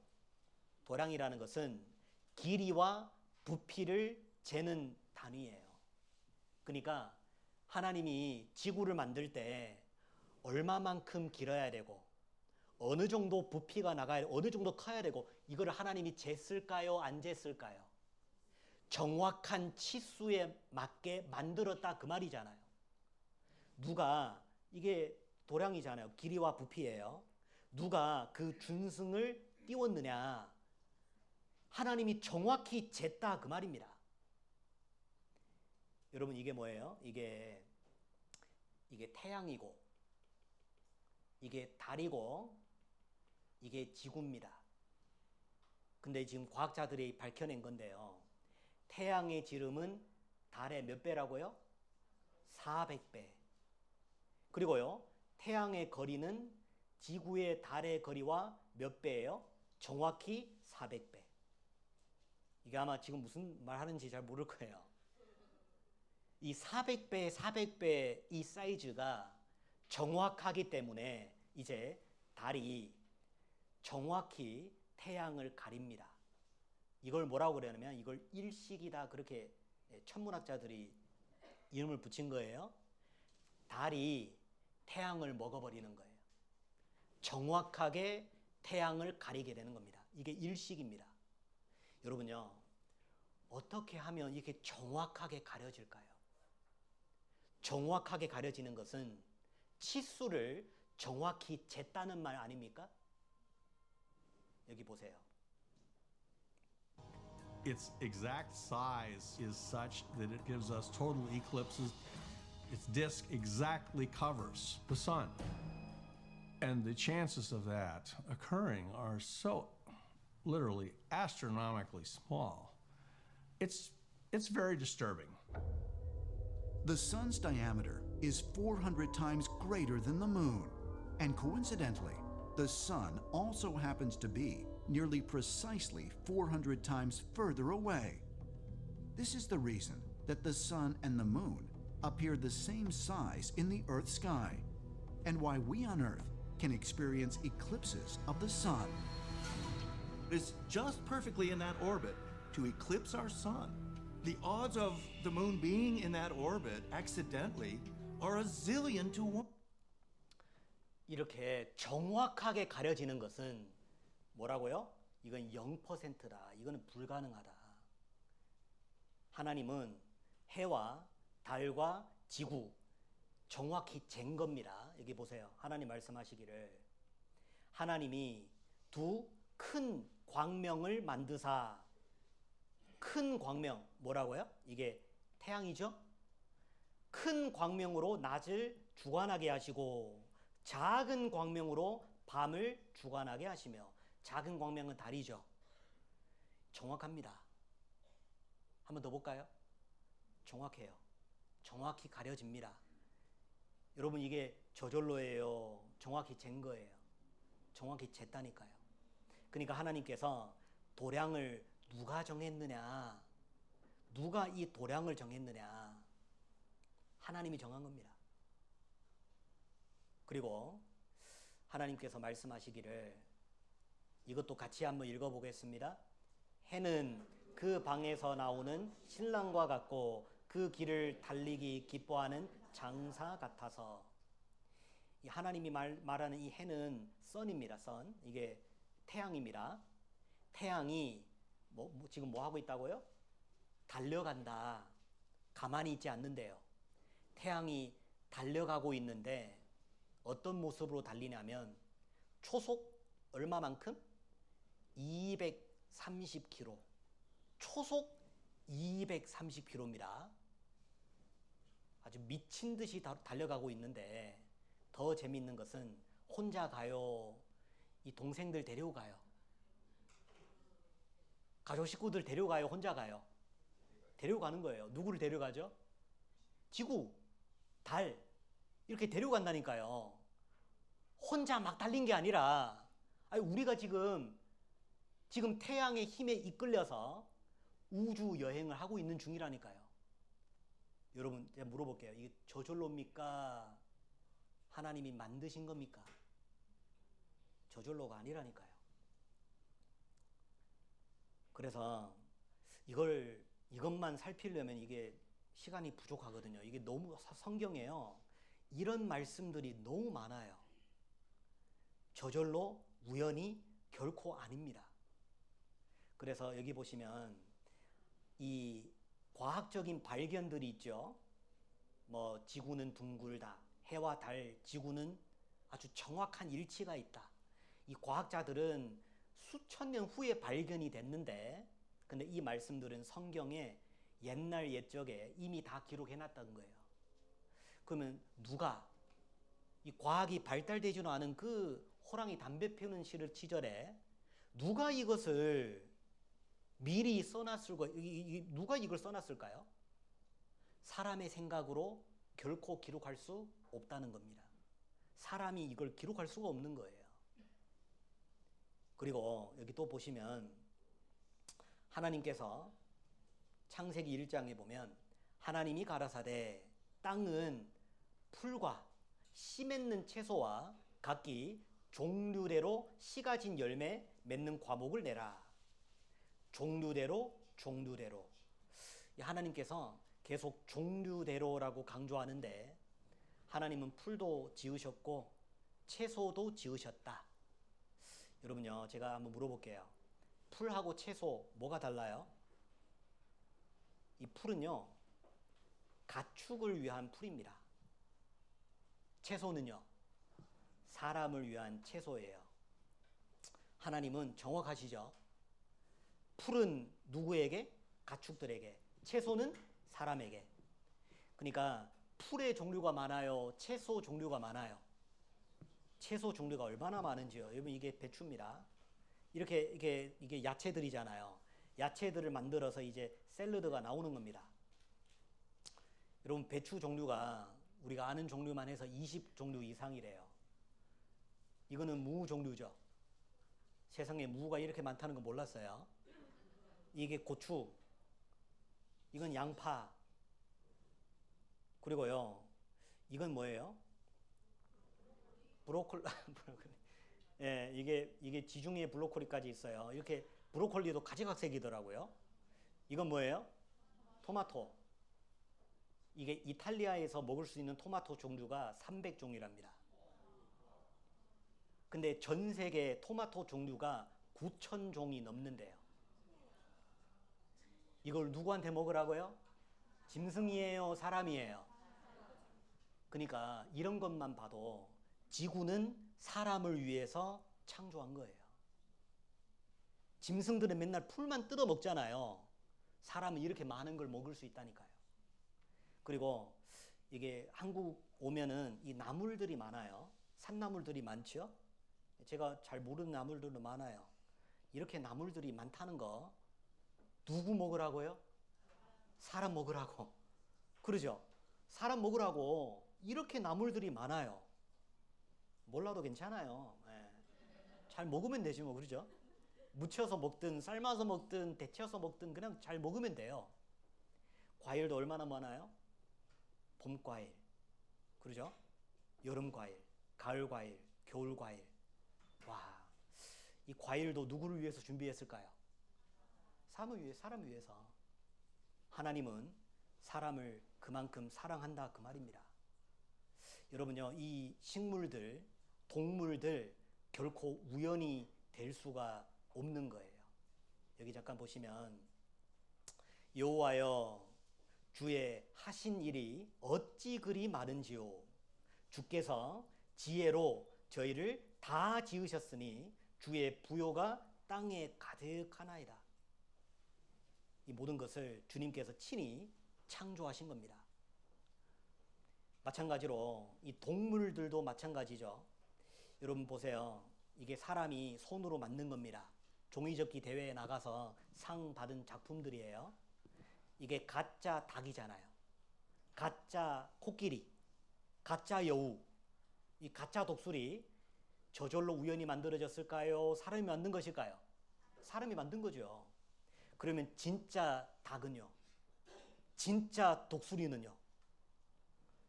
이게 가짜 멍멍이입니다. 이게 진짜 멍멍이에요. 이건 어디서 나왔을까요? 이렇게. 이게 진짜 강아지인데 이게 어디서 나왔냐고요? 이게 저절로 우연히 나왔을까요? 여기 잠깐 보시면은 이 동물들요, 자세히 보세요. 자세히 보시면 하나님의 솜씨라는 것을 우리가 인정할 수밖에 없습니다. 현재 지구상에 밝혀진 생물은 약 150만 종. 아직 밝혀지지 않은 것을 합하면 1000만 종이 훨씬 넘는다.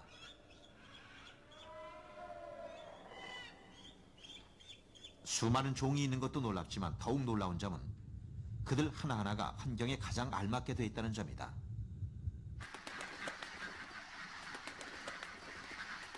마치 특별한 목적에 맞게 의도적으로 만들어진 듯 보이는 자연계. 노랑불이 저어새의 밥주걱 모양의 불이 물속을 휘휘 저어 물고기를 잡을 목적으로 만들어진 것처럼 보인다.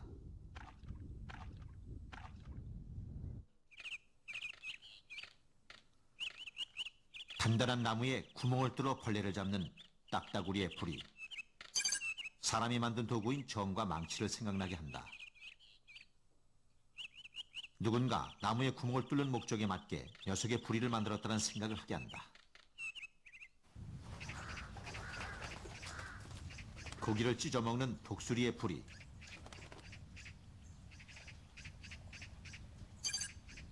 절단기를 연상시킨다.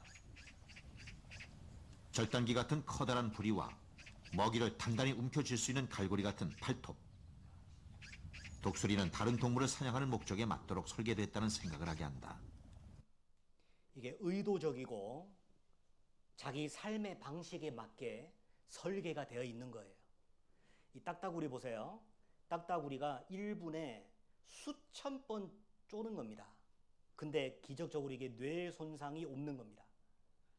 이 쪼는 속도가 총알의 2배속으로 쪼는데요. 여러분, 우리가 머리로 벽을 한번 쳐보세요. 바로 뇌진탕입니다. 그러죠? 근데 이 딱따구리가 수천 번씩 쪼이는데 이게 머리에 뇌진탕이 안 오는 거예요. 이 기적이 아닙니까? 나중에 알고 보니 이 딱따구리가 혀가 너무 길어가지고 이 혀가 자기의 뇌를 둘러싸이는 거예요.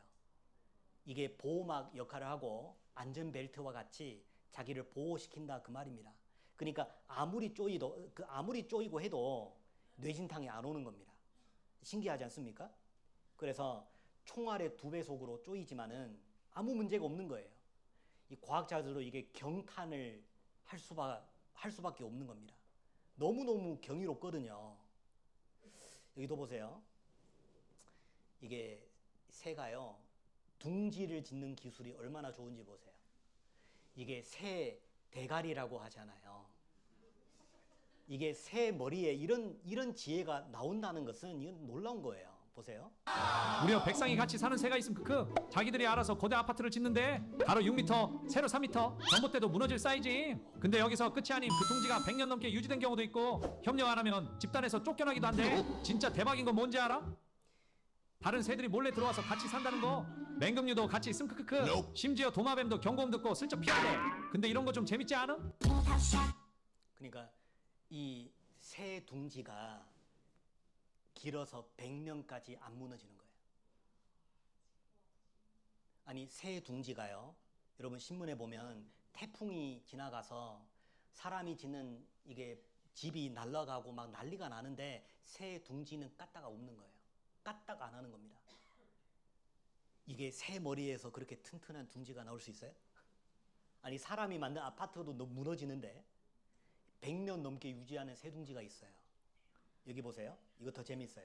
사람처럼 남자가 집을 마련해야 결혼할 수 있는 새가 있습니다. 흰머리 오목눈이 집은 뱀이 침입할 수 없는 첨단 설계 구조입니다. 그냥 입구로 들어가면 뱀은 허탕을 칠 겁니다. 왜냐하면 진짜 입구는 집 위쪽 틈에 숨겨져 있기 때문인데요. 보시는 것처럼 이런 구조로 되어 있죠. 더구나 어미가 안에서 거미줄로 입구를 닫아버리면 접착제처럼 달라붙어 완전한 숨바꼭질이 가능한 철옹성이 완성됩니다. 더욱 놀라운 건 이 집은 수컷이 직접 짓고 암컷의 허락을 받아야 결혼이 가능하다는 겁니다. 역시 부동산이 중요하긴 중요한 것 같습니다. 그러니까 입구가 2개고 하나는 가짜 입구, 하나는 진짜 입구.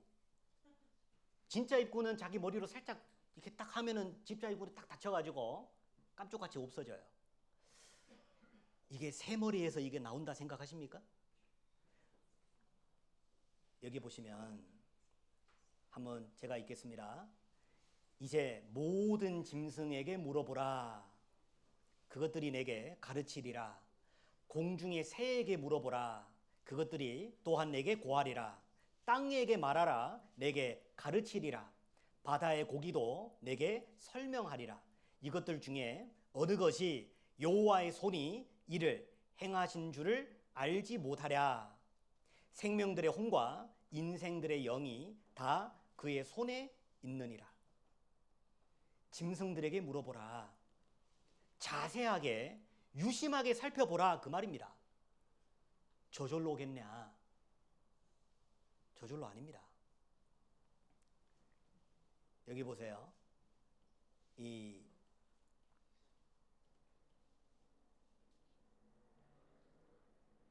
여기에 이 성경에 이런 말씀이 있는데요. 이 레위기 11장에 이 토끼에 대해서 말씀하십니다. 토끼도 뭐라고요? 새긴질은 하되 굽이 갈라지지 아니하였으므로 너희에게 부정하고. 여러분, 새김질이라는 게 뭐예요? 먹었던 것을 다시 토해서 다시 소화하고. 그러니까 소는 아주 대표적으로 새김질하는 동물입니다. 소는요, 이게 하루 한 10시간 정도는 뭘 먹어야 된대요. 계속 우물우물 하는 겁니다. 그러니까 풀을 뜯어 먹어도 이게 엄청 힘이 세잖아요. 이게 색임질이랍니다. 먹던 것을 토해서 다시 먹고. 근데 토끼는요, 색임질 하는 걸 보신 적 있어요? 이게 토끼를 해보해 보니까 이 소는 색임질 하는 동물은요, 위가 여러 개 있습니다. 위가 여러 개라서요. 그러니까 이 위에 먼저 들어갔다가 토해내 가지고 다시 이 위로 들어가고 그리고 나중에 배설물로 나오는데 여러 번 소화를 걸치는 겁니다. 그러니까 위가 여러 개 있어야 되는데, 근데 토끼를 해부해 보면 토끼는 위가 딱 하나밖에 없어요. 위가 딱 하나밖에 없어요. 그러니까 토끼는 색임질 하는 게 아니다. 동물학자들이 다 그렇게 말하거든요. 그래서 어떤 사람은 성경이 틀렸구나, 드디어 성경이 틀렸다 생각하는 겁니다. 근데 웬걸 이제 점점 이게 밝혀집니다. 토끼의 색임질, 이 과학이 토끼의 색임질을 밝히게 되는데요. 1882년도, 크게 선할게요. 1882년도 색임질에 대한 과학적인 정의가 이제 드디어 토끼에게도, 산토끼와 집토끼 모두에게 이 적용이 되는 겁니다. 이게 보세요. 이제 산토끼는 두 종류의 배설물을 내놓는다. 첫 번째 똥을 싸면 그 똥은요, 풍부한 비타민이 있어가지고 이거를 알약같이 다시 먹어야 된대요. 그러니까 토끼는요, 똥을 싸가지고 자기 그 대변을 다시 먹어야지 이게 소화불량이라는 그 질병에 안 걸리고 오래 살 수 있다는 거예요. 그러니까 토끼는요, 위가 여러 개라서 색임질하는 게 아니라 싼 똥을 다시 받아 먹음으로 그렇게 해가지고 색임질을 하는 겁니다. 여기 보면은요, 이 토끼 똥이 이렇게 생겼답니다. 이게 첫 번째 배설하는 똥이에요. 그래서 이게 포도변이라고도 하고요. 포도변. 이걸 다시 먹어야 된대요. 근데 이게 토끼가 색임질하는 것이 보통 새벽 3시나 4시쯤 하기 때문에 사람들이 이걸 쉽게 관찰이 불가능합니다. 그래서 여기 잠깐 보시면 자기 대변을 먹지 못하면 죽는다. 잠시 후, 입속에서 그 실체가 나옵니다. 다시 보여드리겠습니다. 바로 토끼의 별. 바로 근데 이거 하나만 잠시 후 또 먹습니다. 쉴 새 없이 씹고 있는 토끼. 야 특이하다. 그러면 계속 이렇게 왔다 도는 건데 드디어 식사 끝. 토끼 관찰을 시작한 지도 벌써 11시간이지. 저희 스펀지 역시 또 다른 토끼 한 마리도 자신의 변을 먹습니다. 식은 변을 안 먹네 또. 식은 땅에 떨어진 것도 먹고 나중에 자기의 것도 먹고. 그러니까 이 토끼가 색임질 한다는 것이 이제는 과학적으로 밝혀졌죠. 몇 년도라고요? 1882년이에요. 이제는 토끼는 색임질 하는 동물로 이제 분류가 됐고, 근데 성경은요, 3,500년 전에 레위기에 미리 써놨잖아요. 성경보다 늦게 알게 된 사실입니다. 이게 SBS에서 방영이 된 거예요. 성경이 훨씬 일찍입니다. 하나님 말씀이 근거 있는 게 아닙니까? 그러면 하나님께서 이 모든 피조물 중에 사람을 가장 사랑하고 사람을 자기 형상대로 창조하셨다라고 말씀하십니다. 여기 우리 창세기 1장 펴졌죠? 27절 말씀을 잠깐 보겠습니다. 27절입니다. 제가 읽겠습니다. 하나님이 자기 형상, 곧 하나님의 형상대로 사람을 창조하시되 남자와 여자를 창조하시고 하나님이 그들에게 복을 주시며, 여기까지입니다. 하나님은 자기 형상대로 사람을 창조하셨다라고 말씀하십니다. 화면을 잠깐 보시면은요, 이제 하나님의 형상이라는 말씀이 나오는데 이게 뭐예요? 하나님은 영이십니다. 영이신 하나님이 사람을 창조하실 때 육으로만 창조한 것이 아니라 이 몸 안에 뭘 넣으셨다고요? 하나님의 형상, 하나님의 영을, 하나님과 닮은 영을 우리 안에 똑같이 넣으셨다 그 말입니다. 그래서 사람은 영적인 존재예요. 근데 우리 시대는요, 사람을 그냥 몸으로만 바라보니까 영혼 있다는 것을 미처 깨닫지를 못하는 거예요. 하나님께서 사람을 이렇게 분류합니다. 여기 보시면 너희 온 영과 혼과 몸이라고 나와 있죠? 하나님이 바라보실 때 사람은 이렇게 영과 혼과 몸이 있다는 겁니다. 여러분, 우리 몸이 살아있다는 게 증거가 있죠.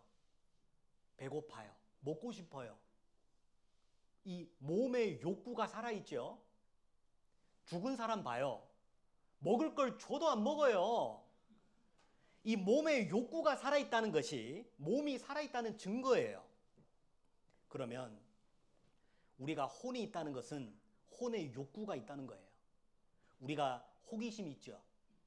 뭔가 배우기를 원하죠. 알기를 원하죠. 이게 지적인 욕구입니다. 그래서 우리가 감정 표현하기를 원하죠. 사랑받기를 원하죠. 이게 정서적 욕구입니다. 뭔가 가만히 있으면은 실증이 나잖아요. 뭔가 하기를 원하잖아요.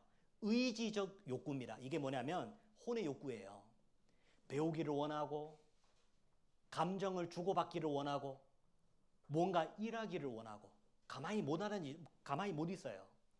이게 혼적인 욕구고, 그와 반대로 사람은 또 영적인 욕구가 있습니다. 여러분요, 이 영적인 욕구는 짐승이 결코 없습니다. 영적인 욕구가 뭐예요? 가장 대표적인 것이 바로 양심입니다. 여러분, 오늘 여기 오시면서 양심을 챙겨 오셨죠? 집에다 빠뜨리고 오지 않으셨죠? 양심은 보이지 않지만 항상 우리를 따라다녀요. 여러분, 양심이라는 게 뭐예요? 죄를 깨닫게 하는 겁니다. 양심을 주신 목적은 우리는 자기의 행동에 책임을 져야 되는 존재라는 것을 하나님이 일깨우는 목적이 있어요. 보세요. 이 세상에 개를 심판하는 법정은 없습니다. 개가 옆집에 뼈다귀를 훔쳐 먹었다. 그렇다고 해가지고 검사가 수사하고 판사가 개를 심판하는 그런 소송은 없습니다. 개는, 짐승들은 자기의 행동에 대한 책임이 없는 거예요. 양심이 없거든요. 근데 사람은 아닙니다. 사람은 죄를 지으면 반드시 죄에 대한 상당한 대가가 있어요. 우리 양심이 그걸 알거든요. 양심이 알아요. 그 양심이 어디서 왔어요? 그 양심은 하나님에게서 왔어요. 여기 보세요. 42년 만에 붙잡힌 미국 연쇄 살인범입니다. 몇 명 죽였냐고요? 45명을 죽였어요. 여러분, 제가 물어볼게요. 이런 사람 심판해야 돼요? 심판 안 해야 돼요? 예? 아니, 담대하게 말씀하세요. 누가 알려줬어요? 한국의 헌법이 알려주는가요? 양심에서 나오는 소리잖아요. 이런 사람은 죽어야 돼! 어디에서 나온 소리예요? 양심에서 나온 소리예요. 33년 만에 찾아낸 살인의 추억, 연쇄 살인마 이춘재. 여러분요, 이런 사람 어떻게 해야 된다고요? 심판해야 됩니다. 사형이 없는 것이 상당히 안 좋은 거예요. 이런 사람은 잡아서 심판해야 됩니다. 여러분, 이것은 누가 알려줘서 배운 게 아니라 우리 안에 양심이 저절로 알려준 거잖아요. 저절로예요. 하나님 살아계시는 것을 우리 양심이 알아요. 여기 보세요. 이 사람이 죽을 때 이 영혼이 몸에서 빠져나가서 하나님 앞에 갑니다. 하나님 앞에 가서 한평생 지은 죄에 대해서 이제 심판을 받게 돼요. 이것은 배울 필요가 없어요. 양심이 맑으면 그 양심이 다 알아요. 하나님 말씀하십니다. 영혼 없는 몸이 죽은 것 같이 행함이 없는 믿음은 죽은 것이니라. 죽는다는 것은 영혼이 빠져나가는 것을 가리킵니다. 이게 죽은 거죠. 여러분, 시계 안에 알을 빼봐요. 배터리를 빼봐요. 이 시계는요, 작동하다가 모든 것이 멈춰버려요. 사라지는 것이 아니라 멈추는 것이 죽는 거예요. 영혼이 빠지잖아요. 빠지는 그 즉시에 이 몸의 모든 활동은 멈춰버리는 거예요. 멈추는 것이 죽는 거예요. 살아 없어지는 게 아니에요. 영혼이 몸에서 빠져나가는 거죠. 그래서 한국어의 표현이 참 좋은 것 같습니다. 여러분, 우리가 죽는다는 표현을 이렇게 하죠. 돌아가셨다. 아니, 돌아갔다는 말이 의미심장합니다. 왔던 곳이 있으니까 돌아가잖아요. 숨을 거두셨다. 누가 숨을 거두셨어요? 내 영혼을 취해 가신 분이 있다는 거예요. 별세하셨다. 이 세상을 떠나서 저 세상으로 가는 겁니다. 저 세상이 정말 없을까요? 성경이 사실이라면 이 세상뿐 아니라 저 세상도 있는 법입니다. 여기 보세요. 땅콩 안에 알을 빼보세요. 껍질만 남았죠? 이거는 죄송하지만 이거는 쓰레기입니다. 어떻게 버리든지 상관없는 거예요. 여러분, 알이 빠지면 껍데기는 쓰레기예요. 영혼이 빠진 몸은 아무 소용이 없는 겁니다. 사람이 죽는다는 것은 잠자는 것도 아니고 의식 상실한 것도 아니에요. 제가 하나님이 영이시니 그 말씀을 묵상하면서 정말 와닿던 적이 있습니다. 여러분, 하나님은 몸이 없어요. 하나님은 영으로 계십니다. 몸이 없어도 하나님은 다 보고 듣고 느끼고 기뻐하고 슬퍼합니다. 몸이 없어도 하나님은 영으로만 존재하셔도 보고 듣고 말하고 기쁘고 슬퍼하고 다 합니다. 몸이 없어도 다 하는 거예요. 여러분, 앞으로 우리가 몸이 없어도 우리의 영혼이 몸을 벗어나도 우리도 똑같이 보고 듣고 느끼고 슬프고 기뻐하고 똑같이 합니다. 아무 감각 없이 잠자는 게 아니라니까요. 우리는 하나님의 형상을 닮은 존재예요. 여러분, 이게 어떤 사진 작가가 2008년도에 죽음 전의 삶의 제목으로 사진전을 한 적이 있습니다. 이게 살아있을 때 하고 죽기 바로 그 순간을 사진으로 찍은 겁니다. 여러분, 잘 보세요. 이게 살아 생전이고 이게 바로 죽음 그 순간입니다. 살아 생전이고 죽은 순간입니다. 여러분이 뭐가 달라요? 어떤 분이 눈이 감았네요. 눈이 감겼네요. 그게 아니라 뭔가 빠져 있는 것 같지 않습니까? 여러분, 육신은 그대로죠? 이 몸은 그대로죠? 뭐가 빠졌어요? 분명히 뭐가 빠졌습니다. 몸은 그대로예요.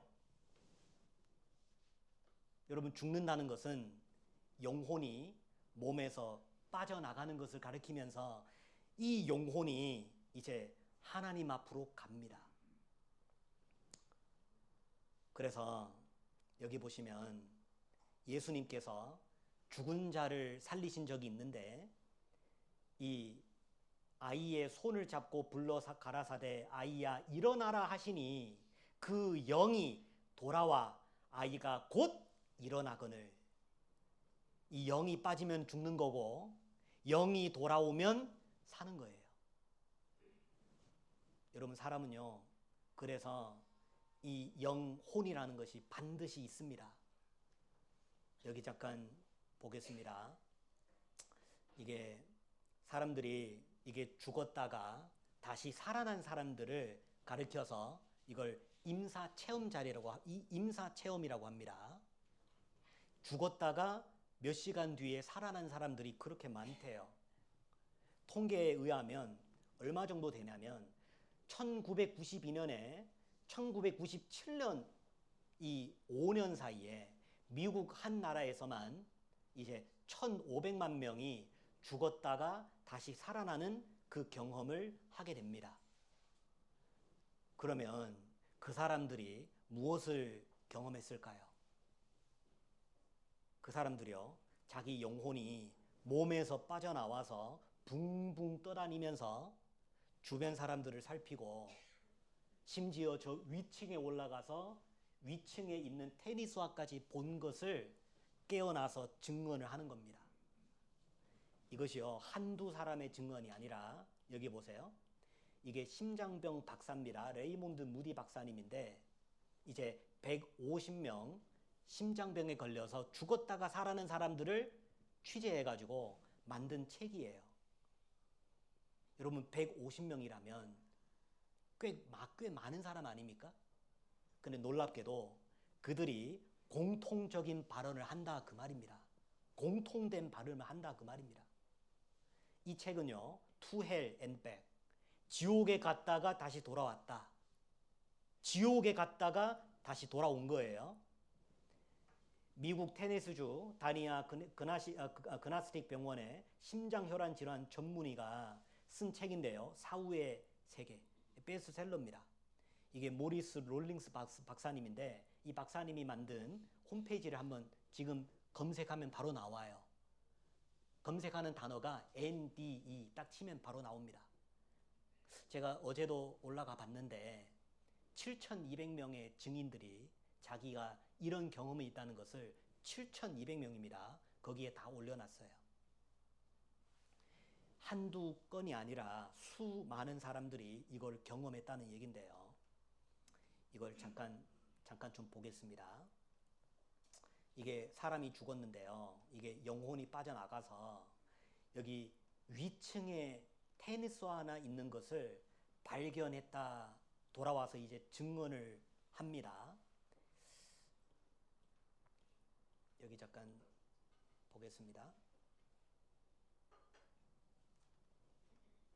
1960년대부터 사후세계를 연구하며 Near Death Experience, 일명 임사체험이라는 단어를 처음 사용한 임사체험 분야의 최고 권위자, 미국의 심리학자 레이먼드 무디. 이 무디가 1975년 발표한 책 3 이후의 삶은요, 그가 60년대부터 10여 년간 임사체험을 한 약 150명과 인터뷰의 내용을 담고 있습니다. 레이먼드 무디는요, 임사체험을 한 약 150명에게서 아주 놀라운 점을 발견했는데요. 사후세계, 그 문턱에 다녀온 사람들의 증언이 정말 놀랍게도 닮아 있다라는 겁니다. 아, 따로따로 있는데? 그렇습니다. 우와. 이게 지금 150명이나 되는 사람을 인터뷰했는데 다 비슷하게 얘기한 거면 진짜로 공통된 증언이라는 얘기 아니에요. 믿음직한 거죠. 자, 죽음을 경험한 사람들의 첫 번째 공통 증언. 뭐래요? 바로 유체 이탈. 자, 영화에서 보셨을 겁니다. 영혼이 몸에서 이게 빠져나온 현상, 이걸 말하는 건데요. 실제로 1984년 미국에 살던 마리아는 갑자기 심장마비가 와 병원으로 옮겨졌는데요. 그런데 바로 그때 갑자기 몸이 왜 붕 뜨지? 자신의 영혼이 두둥실 떠오르는 걸 느꼈고요. 아래를 내려다보니 의료진에 둘러싸여 응급조치를 받고 있는 자신을 발견했다는 겁니다. 근데 정말 놀라운 건요. 유체이탈을 한 마리아의 영혼이 병원을 둘러보다 3층 테라스에서 테니스화를 발견한 겁니다. 그리고 그 뒤 의료진의 응급조치로 다행히 마리아는 의식을 되찾았는데요. 3층 테라스에 테니스화가 있었어요. 마리아가 자신이 본 걸 의료진에게 얘기를 했고 이 말을 들은 의료진이 3층 테라스에 가봤는데 정말로 그곳에 테니스화가 있었다고 합니다. 야, 이거는 진짜 소름인데. 자, 이어서 죽음을 경험한 사람들의 두 번째 공통증은 하얀 터널. 강렬한 빛이 나는 터널로 빨려 들어간다라는 겁니다. 1982년 미국 네바다주에서 암 투병 중 숨을 거뒀다 깨어난 제이컵. 숨을 멈춘 그 순간 그는 갑자기 머리 위로 나타난 강한 빛이 나는 하얀 터널 속으로 빨려 들어갔다고 하는데요. 그런데 터널을 지날 때 그의 눈앞에 펼쳐진 광경. 바로 태어날 때부터 눈을 감은 순간까지 자신의 모습이 파노라마처럼 지나갔다는 겁니다. 그래서 성경에서는 이렇게 말씀하십니다. 이 말씀을 같이 한번 읽어보겠습니다. 나의 이 가죽 이것이 썩은 후에 내가 육체 밖에서 하나님을 보리라. 여러분, 하나님을 믿든 안 믿든 우리는 하나님을 보러 가요. 이것은 내가 선택할 수 있는 게 아닙니다. 한 번 태어나면 한 번 죽습니다. 그리고 죽음 바로 그 이후에 하나님 만나러 갑니다. 그 전에 우리는 하나님 만날 준비를 해야 되지 않겠습니까? 그래서 이번에 집회가 있는 건데요. 이게 하나님이 정말 계시다 그러면 가장 불행한 것은 자기의 영혼을 위해서 아무런 준비를 못한 사람이 불행한 자가 되는 거예요. 여러분, 이게 가난한 것도 불행하지가 않고 이게 신체 장애도 실은 버티면은 살 수 있어요. 가장 불행한 것은 하나님도 모르고 지옥에 빨려 들어가는 것만큼 불행한 것이 없을 거예요. 그래서 이번에 3일 동안 우리가 하나님 말씀을 잘 좀 배워봤으면 참 좋겠습니다. 우리 모두가 다 천국 가기를 간절히 바라는 마음으로 말씀을 드리는 겁니다. 예, 오늘 일단 첫 번째 말씀은 여기까지고요. 기도하고 마치겠습니다.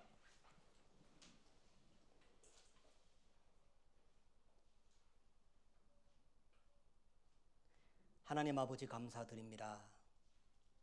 이 자리에 모여있는 말씀 듣는 모든 영혼들 주님께서 귀하게 보시고 하나님의 말씀으로 그 마음에 심겨주시고 결국 영생의 길로 인도해 주시기를 간절히 부탁드립니다. 저녁에 있을 말씀도 주님께 의지하오며 예수님 이름으로 기도드립니다. 아멘.